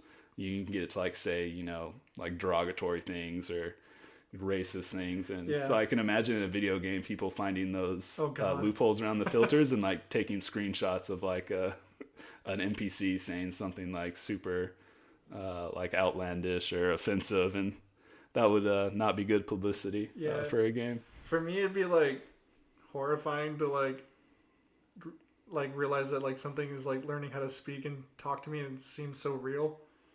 And like it'd be kind of hard like to separate the game from reality if this thing's like actually like making like human choices at a point. Like I like to play a game because I know it's a game still, and like I feel like if there was something like an NPC like very human like, and it starts feeling like it's trapped in there, that wouldn't set right with me. Yeah, that would be super unsettling. I think too of like the VR games, because VR is becoming a lot more popular. I could see like VR trying to use something like this to create like a really immersive feeling in their game. But I think it would have. I think there's just too many. I don't know if it's risk, but just too many unknown variables that can happen with like AI. That too, and like just like the fluidity of like dialogue too. Like I feel like a lot of like the like when you tell an AI to say something, it sounds very like blocky, and like it's clear that it's like dissecting word by word and saying it and trying to like say it fluid like. Whereas like an actual voice actor with like preset dialogues, like they can say something and it sounds, it transitions really well and stuff like that. You know what I mean? Yeah. And I think what would be hard too, because to get rid of that like blocky robotic feeling is they would have to use a voice actor. But then how do you? Yeah, they mentioned that too in the article. That there's way too many possibilities for like an AI to say something. You cannot possibly have a voice actor sit there. It would take like a year or longer of just like a voice actress or actor just sitting there and just saying words over and over in different ways and different enunciations and. Yeah, and I know recently there's been a lot of talk about AI replacing jobs, with articles that can be written by AI, with art and music that can be created using AIs. Paintings, illustrations. So it's crazy. In the article too, he talks about how there's been AIs now that are creating voices. I don't like that. I don't like that at all. So, but they're, AI always has to use, it doesn't create its own original ideas. AI always has to use something that's already been created. So like when you write these essays using AI, it's, taking things that it finds on the internet to create these essays. So with voiceovers, it's taking voices that it's heard and then creating these new voices. So it's using people's voices, like without their permission and stuff like that. And that's like what you get from like back where we were talking about like the Trump and Biden playing video games. It sounds so good. It's still obviously like like a bot talk or prescribed type deal, but it's getting good. Yeah. And I don't like that. Yeah. So yeah, I think AI is definitely going to change gaming. I'm just not sure how yet though. I'm not sure how they're going to use it. Because right now AI is so and in a video game, when we say AI, when we think of artificial intelligence in a video game, I feel like it's very systematic. It's how they code and program the games. It just reacts to things that you do. It just moves about. It has like, okay, here's your you have 3 choices. Okay, if you choose this, it's like a tree almost. It's all laid out. Yeah, and when you think about like parts of the game that you're not in. Obviously if the assets aren't loaded, they're not doing anything, but then there's assets that are loaded in like a big open world game that are just doing nothing until the player is in like a proximity to them. So it's crazy to think about that they could create an AI that's actually doing something when the player's not there. Yeah. So that's interesting. It's too real. Yeah. But so you're not a fan of advanced AI? No. Like I said, I want to play a game because I know it's not real. But we're not worried about advanced AI taking your job. No, manual labor, no. Not yet. But some parts it could help, right? I imagine like creating blueprints. I'm sure there's like good applications for it, sure. Yeah. But like as far as of now, or like the foreseeable future for me, I think manual labor is going to be around for a long time. Yeah. That's probably one of the last human jobs that's going to be out there. I don't know. They got a robot that can shoot threes. Have you ever seen that video? No. Oh yeah. I'll pull it up here. So, NBA players, look out! Steph Currytron. It's not AI. It's all scripted, but Boston Dynamics is crazy. What was it? Boston Dynamics. What is robot that? Company. They produce like little humanoid little robots and dogs. I'm sure you've seen like that. I think they call it Spot. It's like the little yellow dog looking robot that walks around and stuff. Oh, I don't think I've seen that before. Okay, well we're gonna have to watch that too. But they script these robots and they're dancing and doing front flips and jumping and it's crazy. Yeah, this is the robot here shooting free throws. And he's yeet. Swish, easy. Now they've got it down to such a science here that like he never misses though. I believe it. Look at that, he's ready. And then scans and lifts. Yeah, so it's just like analyzing the trajectory needed for each basket. Yeet. Still, yep, there it goes. That's awesome. And it's just a perfect swish. I think he shoots a full court shot too. Yep, there he goes. on wheels too. So it doesn't have any legs. He's a rollerblading, basketball playing robot. That's a sport I want to watch. Rollerblade basketball. Make it happen. It'll be the next Rocket League expansion. I haven't played Rocket League in a while. There he goes.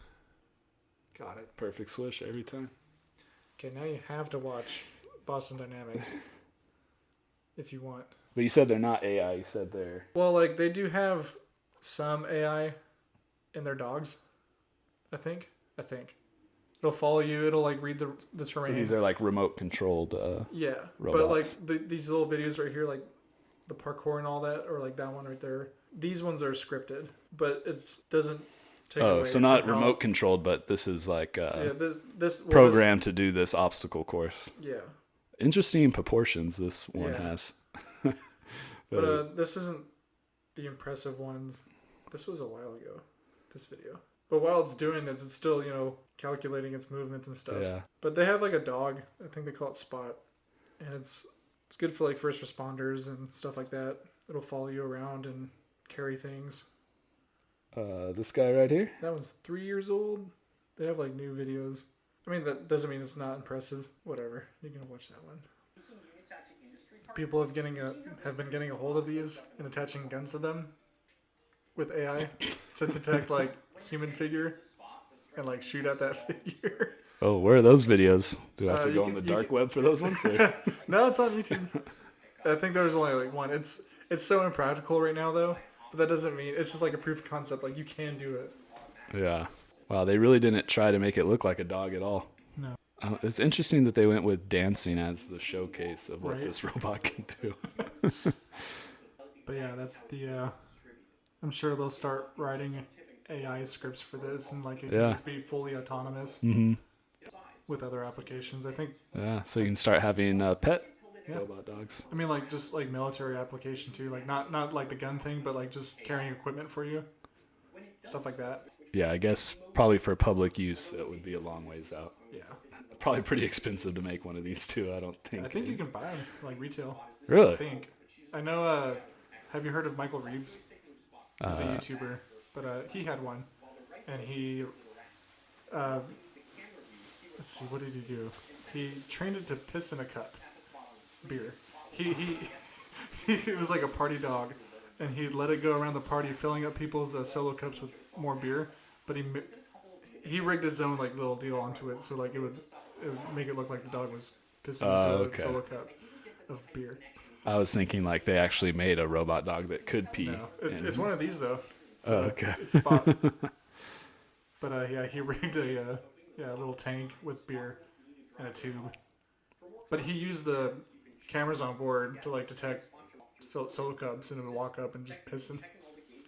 Yeah, stupid, but I don't know. I'm into it, to be honest with you. No, I'm it's into super advanced. cool. I'm into advanced AI too. no, I'm not like against it. It's just we have to be careful. Yeah, I don't know. I think I'm ready just to enter the Matrix We are in the Matrix.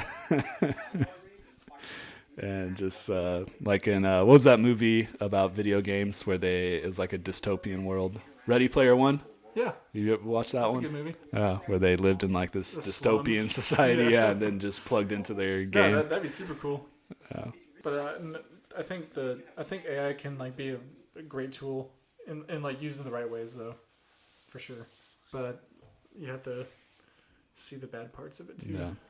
It'd be interesting too if we knew someone that worked in the tech industry to see what they thought about AI. Like Shigeru, Yeah, like Mr. CEO. Miyamoto, but sadly, Mr. Miyagi, who unfortunately departed too soon.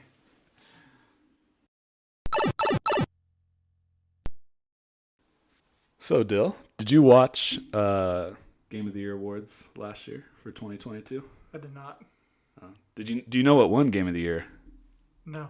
Really? I think if you tell me, I would be like, yeah. What? Okay, so give me a blind guess here of what you think won Game of the Year last year. Dang. Definitely Cyberpunk. No, I'm just kidding. Probably like one of the Zelda games. No. That's a good guess. Actually, I don't think it Did was. that even? That came out. That came out 2 years ago, 3 years yeah. ago. Shoot. You still want to go with the Zelda game as your guess? Narrow it down. RPG. Sure, I'll say RPG. Money. It was Elden Ring. Elden Ring won Game of the Year last year. Yeah. Didn't you play Elden Ring? No, I've been waiting for a you didn't. sale because I don't want to spend $40 or $60 on something I'm just gonna get mad at. Oh, you want to borrow a physical copy of it? I would love that. All right. Well, That one Game of the Year. that can be your payment for doing this podcast episode with me. Yes. Congrats, Elden Ring. Yeah. It was between Elden Ring and the other front runner was God of War Ragnarok last year. So God of War Ragnarok won a ton of other awards, but not best game. I would have picked God of War over Elden Ring. Have you played God of War? No. I just know they put out good games. I've never owned a PlayStation. I've never played any of them. But okay. I'm like, I hadn't played Ragnarok because I don't have a PS5 either. But I did like God of War. I played 1, 2, and 3, and then I never played the 2018 God of War that came out. Boy, I just know the memes. The game that has the most memes deserves Game of the Year. Elden Ring has a lot of memes. I feel like. Maybe not mainstream ones, but yeah, Meat Canyon put out a little meme video for Elden Ring. Yeah, do you know Meat Canyon? I do know Meat Canyon. Yeah, he made an Elden Ring video. I'm not going to admit to watching his videos on this podcast, so yeah. Well, I will. I love Meat Canyon. Shout out Meat Canyon. Yeah, Meat Canyon. If you ever want to be on the podcast, let me know. We'll have you on. Yeah. Anyway. But anyways, I watched the Game of the Year awards. I watched it live. So wow, you did. So that's funny though that you didn't. Did you hear about the kid who went on stage during the Game of the Year awards? No. Yeah. So during Elden Ring's acceptance speech, a kid snuck on the stage with them. Like just walked onto stage with them. Oh shoot.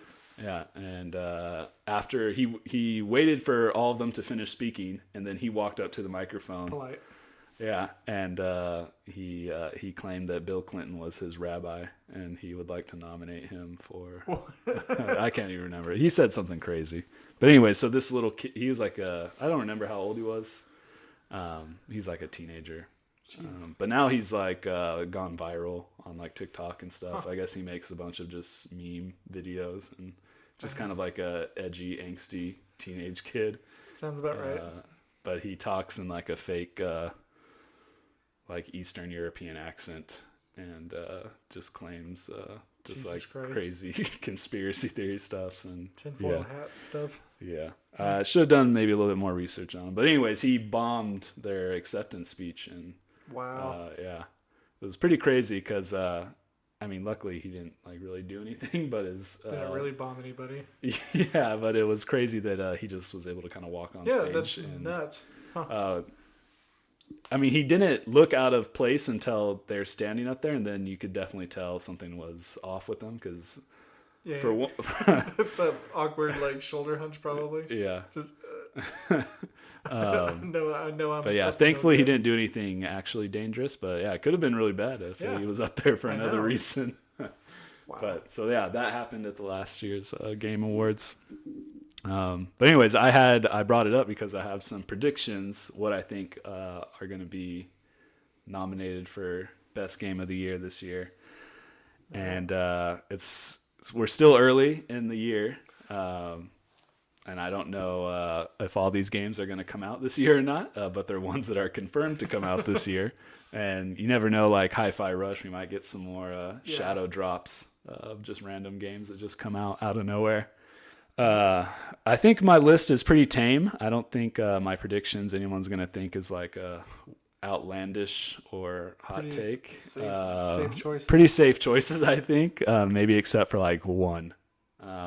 Maybe two, because one is by Blizzard, who's been under a lot of fire recently for some of their games. Yeah, more gaming controversies. But I'm going to go with my 5 picks in order of least to greatest here. So what I think will be nominated, and then my last one will be the one that I think is going to win Game of the Year. And it is a very biased pick because I am a little bit of a fanboy of this developer. But anyways, going into my list here, I think Forza Motorsport will be nominated. That's the one coming out this year. One of Microsoft's IPs. The kind of reboot of this. Yeah, because Horizon was the last one, right? Yeah, they flip-flop each year. Yeah. I love Horizon games. They're more fun. But Yeah. Motorsport It's supposed to be like the hyper realistic. Yeah, more like your sim game. Yeah. Whereas like Horizon's like arcadey. And so I think that's going to be nominated just because from what I saw of what it's going to be like, it seemed pretty impressive. Yeah, the technical aspect and the looks, detail that is going into it, especially. I mean, they always have a lot of detail in like the wear and tear on your car, but they're going as far as like adding like dirt and things into like the crevice of the car and the tar kicking up from the asphalt and stuff. So I think it's going to be a really impressive display of like what the Series X can do. Yeah. And I feel like Forza has been nominated before a lot in the past, so I think they're a pretty good contender to get nominated again this year. My fourth pick is a little bit of a hot take because I don't think we've ever had a remake that's won a Game of the Year before. Yeah. But I'm putting Resident Evil 4 Remake, which is coming out next month. Ooh. I'm a huge, I wouldn't say currently I'm a huge Resident Evil fan, but I've played 1 through 5, and I played the original ones on PlayStation. I think I played number 2 for a moment at a friend's house. The remake or the original? The original. Oh, okay. I think.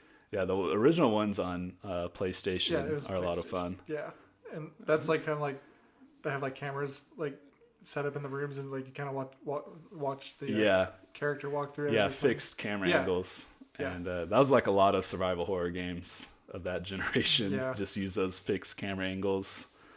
But yeah, Resident Evil 4 was probably considered by, I think, most fans the best in the series. It changed. So Resident Evil 4, Resident Evil 1 through 3 use that same kind of gameplay mechanic of like a fixed camera going from room to room. And Resident Evil 4 switched to that over-the-shoulder point of view. And it was kind of more action-oriented, which was something that they, critics and fans, said hurt the game more because they kind of moved more away from the horror aspect and into more action. But I think from like player, I don't know what the word is I'm looking for. Like player, what's the word I'm looking for when not a critic review, but someone who's not a critic plays the game. Your opinion? I don't know. Oh well. Your critique or your This will be cut out, but I'll just end it after I say Resident Evil 4 is my number 4 pick. But I don't play many remakes of old games, but I'm considering playing Resident Evil 4 just because I played through so much of the original one. And from what I've seen of the remake, it looks really cool, and the changes that they're making, not just visually, but they have some gameplay mechanic changes and also some story changes too. So I'm interested to see that one. But I think I don't remember correctly, but I know it was nominated for Game of the Year when it originally came out. I think back when like Spike TV was doing Game of the Year awards. Good times. I don't remember if it won though. I don't think it did. No. Yeah. But I'd say Resident Evil 4 Remake, I think just because of the hype surrounding it right now, it's got a good shot at being nominated. And I might be wrong, but I don't think a remake has ever won a Game of the Year award. Yeah, I don't think I would consider a remake for Game of the Year, but it's 2023. Yeah.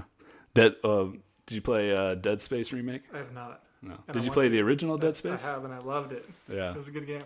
Good. Yeah. So some games though, like I don't know, remakes. Sometimes I'm okay with just the nostalgia feeling of a game, and I don't need to play a remake of it. Yeah. Even with but remakes now are changing so much that they're not just like these visual upgrades of games, but gameplay too. Yeah.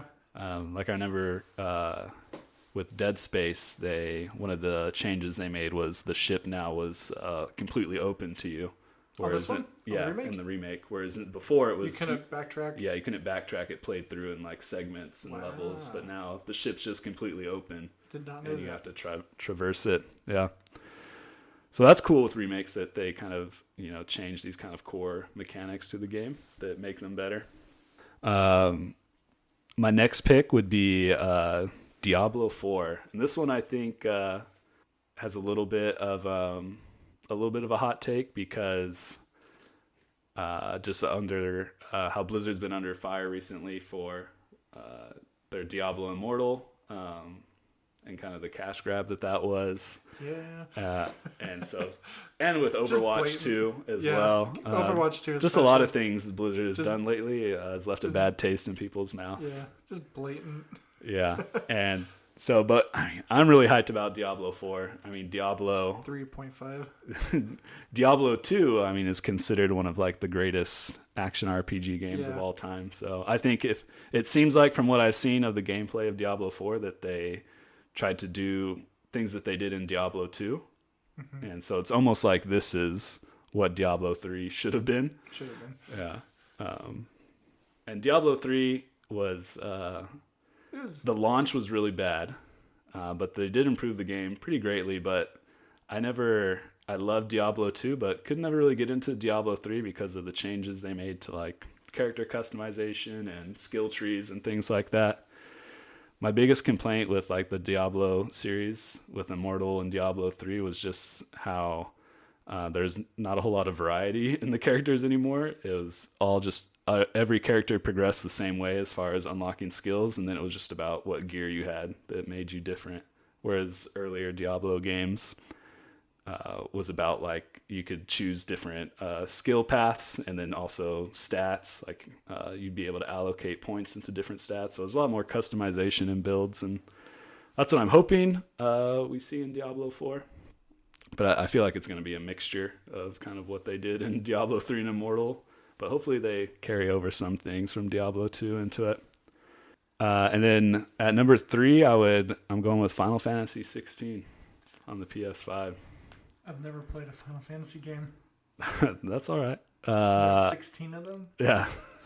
There's more than 16. Because, I mean, there's been a lot of spin-offs like Final Fantasy Tactics and other Final Fantasy Crisis Core. Like other things on handheld came out. Are these all separate stories? Yeah, they're all separate. Okay, they're not. None of them have been... I was like, dang, how can you keep... a game going for 16. Yeah, no, none of the stories in any of the games are connected, except they made in Final Fantasy X they made a part 2 called like X2. Is it like in the same universe at least? No. Really? Completely different worlds, stories, characters. Oh shoot. Yeah. Okay, that's way more interesting because I don't know. I've never played them. I don't know anything about them. Yeah. So Final Fantasy 16, obviously one of the most popular JRPGs. Is the combat stuff all the same at least? No, it's changed. Like there's everything's different. It started off So as like a classic turn-based. You never know what you're gonna get. You don't. Well, they've shown a lot of gameplay and stuff, yeah. so we've seen like what the combat's going to be like. But cool. There's a lot of hype around it right now. I mean, and Final Fantasy is, like I said, just considered one of the greatest JRPGs. So I'm gonna put it up there as being nominated. I don't think it's gonna win Game of the Year, but I definitely think it's a contender. And then my next pick, so we're in number 2 now, is Legend of Zelda: Tears of the Kingdom. So that's the sequel to Breath of the Wild. Yeah.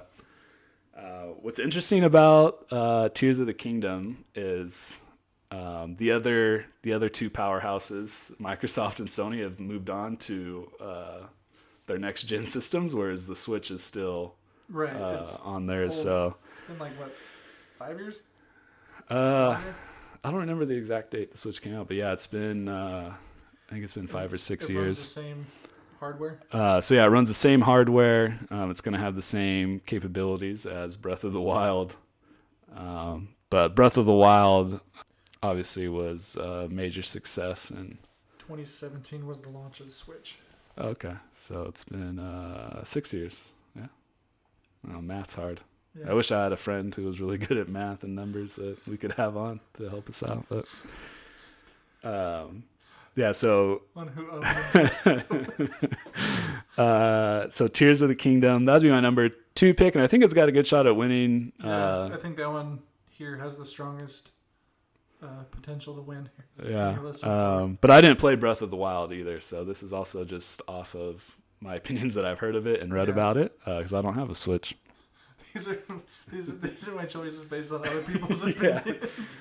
I could have looked it up. I tried really hard not to look up what other people's lists are, so I wanted to make this episode first and then go look up what other people say are Game of the Year contenders. It's right on par with what I would have chose. Yeah. Oh, okay.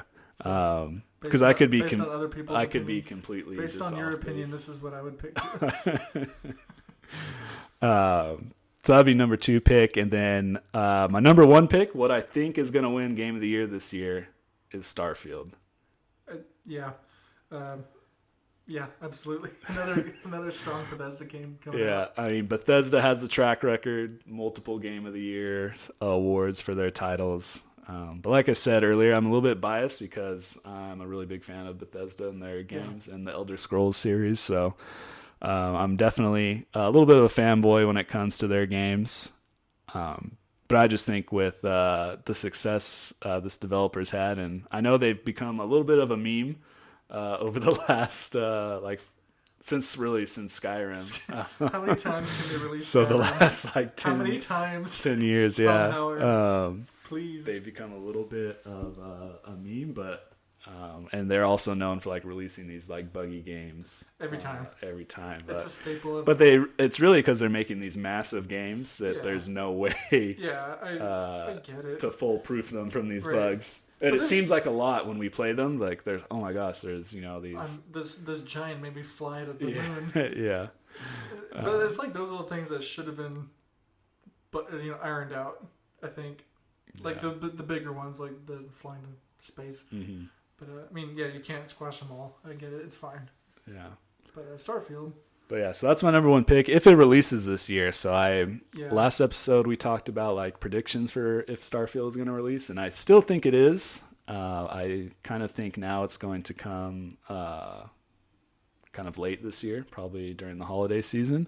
But I'm getting more nervous about that prediction because we haven't heard really anything. Yeah. And Microsoft claimed that they are going to do a separate showcase this year for just Starfield.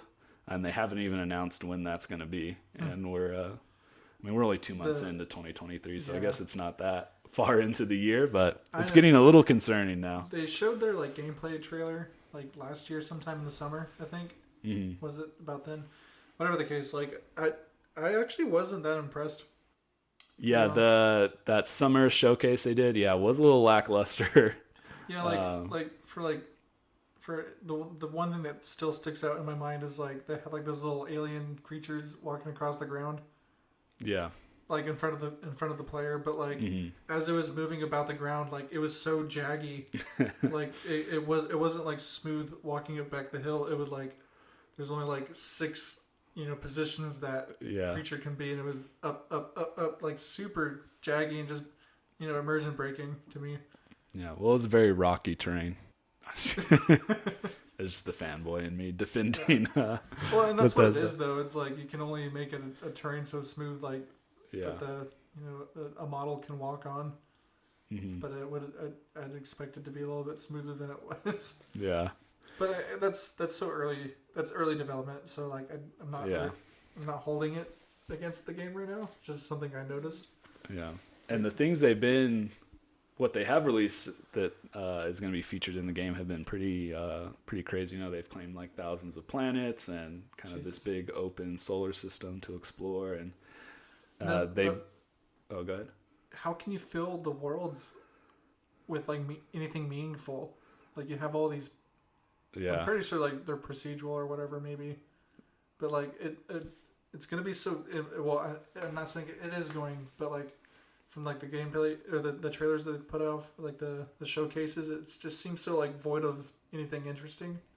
Yeah, that's a concern when they said that they were going to feature that many planets that are explorable. Yeah, it's a quantity over quality type thing.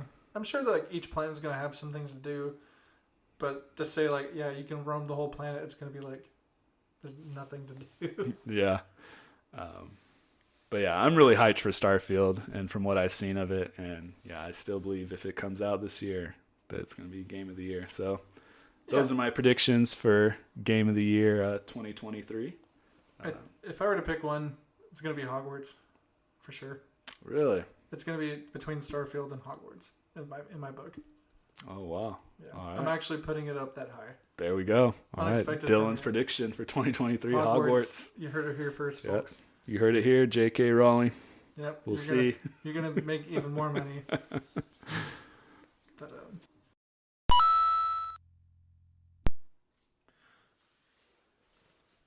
So we got some games coming out next month that I'm pretty excited for. So this segment of the show is where I'm going to talk about just some new releases. Not all the new releases that are coming out next month, but just the ones that interest me and that have been on my radar that I've been paying attention to. So one of the games coming out is Wulong Fallen Dynasty, and I've been interested in this one because it's being called like a Souls like game, and I was a big fan of the Dark Souls series. looks like Dark Souls. Yeah, but it's faster. it's an action adventure game with RPG elements. Takes place obviously in like a feudal kind of Japan setting. But yeah, the combat's very similar to Dark Souls. You know, it has like wide enemy variety types and like difficult encounters, and is about like exploring and like overcoming obstacles and getting to the next part. Yeah, it's already like 3 times the pace of Dark Souls. Yeah, the combat is a lot faster, a lot like I don't know if you ever played Bloodborne, because that was another like another Sony exclusive, Yeah. but Bloodborne had a much faster pace in combat, but this even looks faster than that too. Something that was cool in this game when I was watching some gameplay of it, they were talking about how they use like the checkpoint system in this game, and similar to like a Dark Souls game where you have these rest points that unlock as checkpoints in the game, but they have a fortitude and morale system in this game where your character has a certain amount of fortitude and a certain amount of morale, and by defeating enemies you gain morale, and then by hitting these checkpoints you gain a certain amount of fortitude. And it kind of seems like that's kind of like their version of like experience or currency in the game that you use to like level up and upgrade stuff. And once you unlock a certain amount of fortitude, you can't go below that. So it's whereas like a Dark Souls game, you can lose all the experience that you're carrying when you die. was that an NPC companion with him? Yeah, so it has NPC companions that help you out in encounters. Pretty frequently, it's in the gameplay that I watched that you could have NPCs with you. So it seems like it's kind of like a main part of the game is to have these companions with you that you unlock. The game also has multiplayer too, so I think it also has cooperative multiplayer as well as these NPC companions that join you. That's one thing I really wish that Dark Souls had. Is it more like matchmaking or something like you just like invite to, or because I know like Dark Souls, like you can put down like the little the soap signs or whatever, and like you can summon people. You know what I'm talking about? Yeah. Is it like that, or is it like an actual like, hey, come play the game with me? Yeah, I think it's actual matchmaking. Cool. If I remember from the video that I watched of it. There was one time in Dark Souls where I was able to get my friend to summon my friend, like just by pure chance. Yeah, in Dark Souls 1? Yeah, in Dark Souls 1. Oh, yeah, because they didn't have any sort of matchmaking. It wasn't until Dark Souls 2 that they started incorporating ways that made it easier I didn't know that. to join games. Yeah. One of my fondest memories was like we were in a party chat with my friend, and he's like, "Holy crap! I see your sign. I see your." I was like, "Oh, let's do it." Yeah. And then we rode that as long as we could, and it never happened again. Yeah. But yeah, so they have an actual like matchmaking, I believe, for the multiplayer. But yeah, that's coming out March 3rd. So it's coming out in just a week days. here. Yeah. Because we're on, what is today? February 25th that we're recording this. Yeah. Yep. So it's coming out pretty soon. Sadly, I don't think I'll get to play it right away. I'll probably because I'm trying to get through Atomic Heart. So, Yeah. but it's You got definitely less than a week. yeah, it's definitely added on my my hope to play list. The wish list has a new meeting. I wish to play this. And then we also have the Resident Evil 4 remake, one of my picks for Game of the Year. I'll check it out. Yeah, and so like I said, I'm not usually a huge fan of remakes, but this one, But change the dynamic a lot. yeah, this one, I mean, I just feel so nostalgic over it because I played Resident Evil 4 so many times on the GameCube. It was definitely probably the favorite in the series for me and for my brother too. I remember we played, we would just watch each other play it all day. But yeah, and they made like huge visual enhancements to the game, but also there's some looks incredible. Already. changes to the story, changes to The story? not major changes. I think mostly the story is the same as the original, but they just made some slight changes to it. And then like the combat and the inventory and some other gameplay mechanics they've improved upon. So I'm really excited about this one, and I'll probably give it a go. I will for sure. I never played. Yeah, I'd say if you've never played a Resident Evil game, 4 is definitely a great one to start with. What's cool about the Resident Evil series, I mean, that series is what kickstarted, I think, this whole kind of remaking kind of fad that's going on right now because of how well it's worked for that franchise, where I think almost all of the installments except for Resident Evil 5 and 6 have been remade now. So Holy you crap. can Go through and play them all. yeah, and go through and play them all now and like So enhance better versions of the game. So More anyone modernized and not clunky anymore. yeah, and so anyone who like even if you weren't a fan maybe back then of the original ones, you can play these remakes now. And it one of the criticisms when this game came out was that they moved away kind of from the horror genre that the Resident Evils 1, 2, and 3 had, but just from like the gameplay footage I've seen of Resident Evil 4 remake, it definitely looks like it has some of those more horror game tones to it. Yeah, so before the combat, in Resident Evil games was kind of that fixed camera angle we were talking about earlier, and then you just kind of had to shoot in a direction and it would hit the enemies. But this was the first game where they switched to like an over-the-shoulder view. And in the original Resident Evil 4, you couldn't move and shoot, which was kind of awkward. So I remember that. When you would stop to aim, you would stay still and you couldn't move. Yeah, but the bad guys now they've added that you can move while aiming down the sights. That's good. So yeah, and that one's coming out, I believe it was March 24th.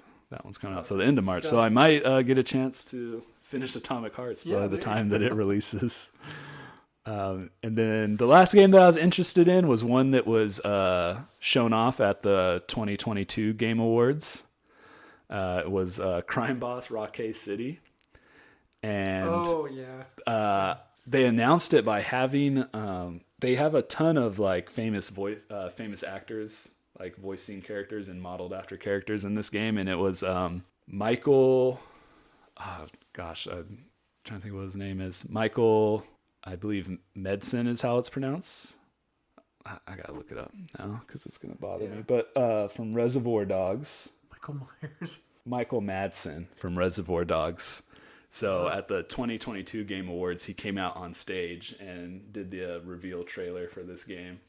So it was cool because one, haven't seen him since Reservoir Dogs, and it was just super random that he was out there on the stage. So it was like a little bit of a shock factor to it too. But have you ever seen Reservoir Dogs? No. It's a Quentin Tarantino movie. No, I haven't. Well, he plays as one of the. It's like a heist movie, so he's one of the guys on the heist. But he has like this notable scene in the movie where he tortures a cop and he plays the song "Stuck in the Middle with You." Yeah, okay, I know that scene. I've never seen the movie. But yeah, so that scene is like super famous. It's iconic. That he does, yeah. So anyways, he did the reveal trailer for this game, and I guess he's in the game too. But anyway, so I checked out the gameplay for it, and it almost reminds me of Payday. Did Oh, you ever pay yeah. the Payday 2 was on consoles. I think Payday 1 was a Did PC you hear about exclusive. the controversy around Payday 2 when it first came out? No, was there controversy Oh, yeah. around Payday 2? Mm-hmm. What was it? I can't remember. I just remember people anyway. It wasn't that good of controversy. Yeah, Then. if I We can't can't remember what it was. Yeah. I mean, I think it's all done. But Yeah. anyway, But yeah, it definitely gave me those vibes because yeah. in Payday 2, you use a lot of stealth and trying to complete the heist. And there's like a variety of ways. So you didn't just use stealth in Payday 2. You could choose to like go in loud and shoot up the whole place. This looks cool. So yeah, it looked. The visuals look like a little behind a little bit. I still like it. Yeah, I like, but it has like the color. Yeah, the lights and the animations and stuff are very bright and vibrant. Yeah. So yeah, it looks like it's gonna be like a fun like co-op game. I'm not sure how fun it'll be just to play through single player, but I mean that's the same with like Payday 2. It was. I can't play too many games by myself anymore anyway. Yeah. Games are more fun with my friends. In the gameplay that I watched, though, it was a little concerning because the player was kind of just following the AI and like going along with them, but it seems like you could just sprint past them.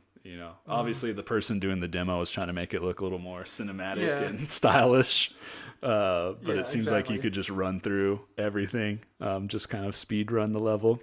But then when they got to like a major shootout, and it was kind of cool. It kind of reminds me a little bit too of just like those old school kind of mid 2000 games that we used to get a lot of on like the 360 and PS3 that were just like fun kind of just action games. Yeah. I like simple games.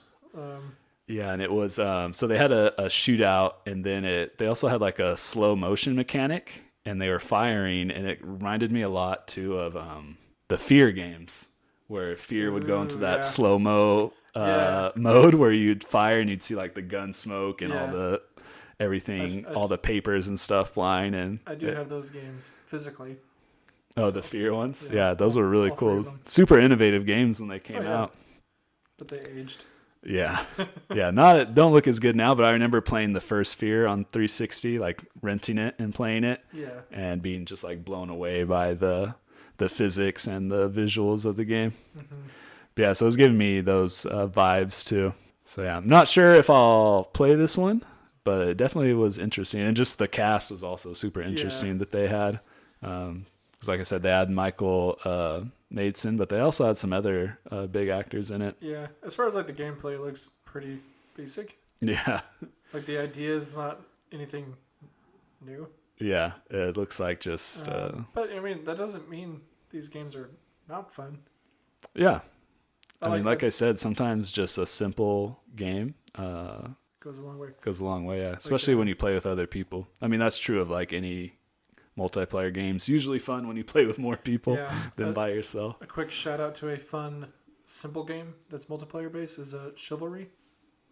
Oh, yeah, the medieval battle game that's on Game Pass too right now. So fun.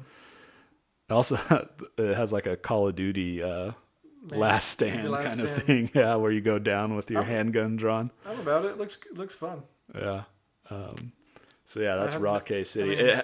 The reveal trailer was super interesting. Because it had like all these big name actors, and I thought it was going to be like some kind of like Grand Theft Auto clone or something like that, like an open world game.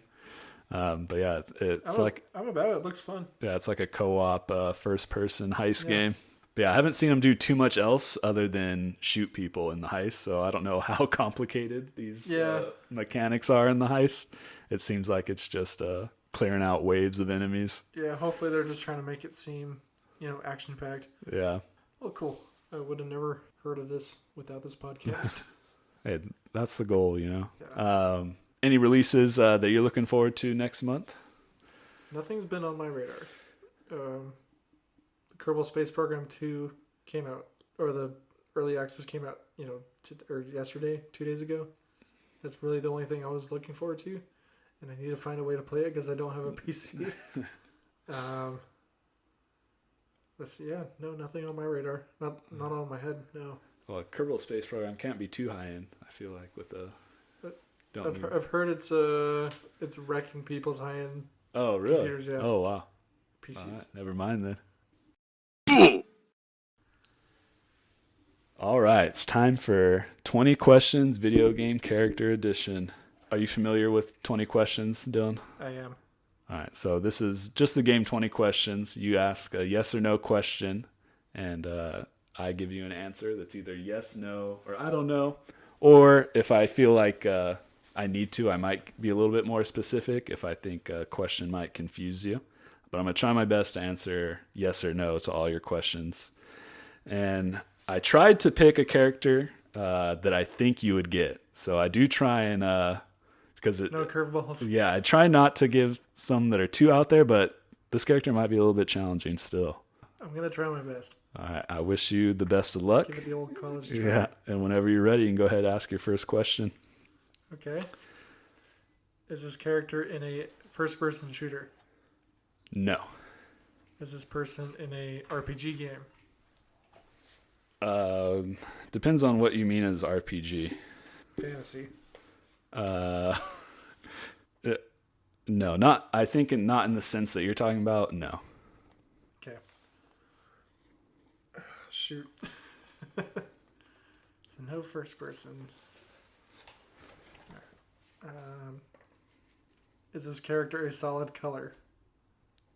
Yes. Okay. Is this character pink? No. Okay. I'm just going to go through all the colors. Those are strange that you're fixated on colors. I'll be honest, but Yeah. keep going. If It's- you got a it's a strategy, I'm gonna point. let you keep going Yeah. with it. So it is a solid color. Yeah. I've already asked that. So is it okay to ask again? Can I always recap? You can repeat a question, sure. Will it I won't count? count it against you now. Is this character an elemental character? No. That's 5 questions. Is this character a human? No. Is this character in the Nintendo universe? Yes. Is this character part of Mario? No. Is this character part of a fighting game? No. You said this character is not a human? Not a human. On the Nintendo platform. Yes. And a solid color. Yes. Not pink. When you're saying solid color, what do you like? They're one color. Yeah, like generally, like they're on the same. Yeah, like for instance, Kirby. That's a solid color. Oh, okay. Then I think I would say no because they do have multiple colors to their appearance. Is this character on the roster of Smash Bros? No. Good, because I don't know any of them. That's 10. Shoot. Does this character have a gun type weapon? Yes. Does this character wear a suit of armor? No. Because I wanted to guess Samus or from the Metroid games. God damn it. You made some good progress here. I mean, you've narrowed down like a platform and developer. It's not in the Mario universe, right? Not in the Mario universe. It's all the characters in. Oh man, dude, I'm stumped. Is this character a boy? Yes. Is this character a monkey? No. Damn it. Well, I'm gonna set the bar pretty low for everyone else. How many questions am I at? You're at 14 right now.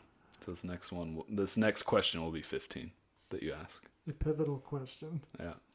Is this character part of the Raven Rabbids? No. That's 15. Man, I feel stupid. Is it gonna be really obvious? I don't think it'll be really obvious, but I think you're gonna kind of kick yourself in the butt when I Yeah. tell you who it is. I got 4 more questions. Yep. Or 5 more. You get 5 more questions. And then a guess. Guess I'll just start asking questions to get to the end because I'm stumped. That's the game. Yeah, that's 20 questions. Is this character? Wait, did I ask? I asked if it was a male, right? Boy, Yeah, you did. that was a no. It was a yes. Oh yes. Is this character a protagonist? Yes. Was this a game before 2010? Yes. Christ. Damn it! That didn't want that answer. Oh no! I got 3 questions left. Yeah, we're on. Yeah. said no armor, No armor. but they have a gun, Yes. and it's a boy. Yes. Was this an open world game? No. Does this character have pants, jeans? No, most of the time, but I think they do appear with pants on or shorts occasionally. Is this character mute? No, that's question 20. Yeah, because I'm stumped. I just started asking questions because I have no idea. I have want no to give a guesses. guess? I have no guesses. Don't you want to throw one out there? Just any Nintendo character you know of? I don't know anything outside of Nintendo or like a Mario. I don't think I do. I know like Metroid games, but we said no to that. Dude, I don't know. I really don't know. All right. And I'm gonna feel really stupid right now. Are you ready? Yeah, It was Conker the squirrel. that's Nintendo. Yeah. I thought that was on Xbox. No, it was it was made by Rare, and it was his first appearance was exclusive to Nintendo. Did not know. He that. did have a remake though that came out on Xbox. I know, like, yeah, huh? I did not know that. Yeah. His actual so one I knew you've played Conker Bad Fur Day. Yeah, on the Rare replay. You played the remake. I And guess that did make it harder for you then. Yeah, I've only played. Yeah, I've only played Bad Fur Day on Rare replay, but growing up, I only knew of that one and only game, Dang. and I thought it was on Xbox. You know, I thought about when you asked me when it came out, because I was obviously just referring to like his first appearance in a game. Mm-hmm. But I thought about saying that he also appeared in a remake, but Darn. I didn't. But that probably would have been a Alas. good hint to give you. Alas. But yeah, Conker the Squirrel, super interesting character. So it was a Nintendo exclusive, but it was made by Rare, the game. His actual first appearance was in Diddy Kong Racing on the Nintendo 64. Oh, wow. Yeah, which I don't know, did you ever play Diddy Kong Racing? No, I didn't. Yeah, I played it a lot as a kid. I had it on the Nintendo 64, and I remember Conker being in there, but I didn't make the connection that it was the same Conker from Bad Fur Day. And that's because they changed the character completely. So he was in Diddy Kong Racing, and then he had a standalone game in 1999 for the Game Boy Color called like Conker's Pocket Tales. And Conker was like a kind, loving squirrel. And at the 2003 E3, Nintendo showcased that they're making a standalone game called Conker's like Quest. And it got a lot of criticism for being like another kid's game. And so they delayed the game, and they decided to make it adult themed and catered to adults. So they changed Conker from this kind. Because wasn't it rated M or something? Was it what? Wasn't it rated M? Yeah. So they changed. So they scrapped the whole idea of Conker being this kind, loving squirrel, and they changed him into like an alcoholic. From Conker's Bad Fur Day. From what I know, this snide, sarcastic, like alcoholic squirrel. And changed. He had a girlfriend in the Game Boy Colored game that he was in. And, they changed her too in the Nintendo 64. They turned her into like a adult film star as his girlfriend, and so they made it totally adult themed. That's crazy. And when Conker's Bad Fur Day launched on Nintendo, it actually did not do that well at all. It kind of flopped because one. Nintendo was still kind of majority of players were younger kids. So you can't sell that to kids. Yeah. So it didn't sell well. But it gained a lot of popularity like after, it got like a cult following. But yeah, it was super interesting. I thought Conker's Bad Fur Day was his first appearance. I only knew that, and like I only played it on Xbox. And so when I looked him up and saw that he was in Diddy Kong Racing, I was like, I played that game so much, and I had never made the connection that Conker. I remember the squirrel character in Diddy Kong Racing. I never made the connection that was the same character. But yeah, I know you liked Conker's Bad Fur Day, so that's why I picked Conker. Yeah, but that was a hard one. I never did finish it. Yeah. I played it on Rare Replay up until a certain point, and then I hung it up. Yeah, so maybe it wasn't the best pick for me, but That's all right. At least I learned something new out of it. that was a harder one for Yeah. sure. I don't know if I would have gotten that one if the roles were reversed. All right. Well, even though you didn't get it, good game, Dylan. Maybe next time you're on. Next time. Yeah, I'll try and pick a character that. I'll just have to expand my gaming knowledge Yeah. for next time I'm here. Yeah, I don't know. I didn't. You were a hard one to pick because I did a Halo character on episode 1. Yeah, and, I would have crushed that one. I was like, I can't do back-to-back Halo characters. Yeah, I need no. to pick someone else. So you're a big Halo fan too. Yeah. So yeah, maybe Conquer was a little too abstract. I think I just had one maybe memory of you mentioning that you were playing it, and so I thought, oh, Conquer will be a good character to give Dill. I don't care. I learned something new. So. Yeah, but Fun all right. facts. Well, I think that's a wrap for episode 2. Episode 2 in the books. Yeah. Any shout outs or anything you want to plug in here at the end of the episode? Nope. All right. Thanks for having me. Yeah, I appreciate you spending your Saturday night to do this. Yeah, of I know course. it was a bit lengthy, but thanks. I appreciate it, Dill. Appreciate having you on. Hopefully you'll be back on again. I'll be back here, ready to give shout outs and guess my Yeah. character next time. Yeah, and who knows? Maybe next time you come, we might get an actual surprise guest that pops on and. Nintendo's Yeah. beloved CEO. Yeah, we might get another CEO to hop on Sweet. briefly. Briefly. But we'll see. Hey, listen! Thanks for joining our party this month. I hope you enjoyed the conversation. If you'd like to find out more information about the show or stay up to date on our latest episodes, you can follow us on our social media pages. You can find the details in the episode description, as well as all the links to the articles we discussed for this episode. If you'd like to message me directly, you can email me at GatherPartyPodcast@gmail.com. Episodes are released on the last Tuesday of every month. I hope you join us for next month's episode. And remember, friends, it's only screen peeking if you get caught.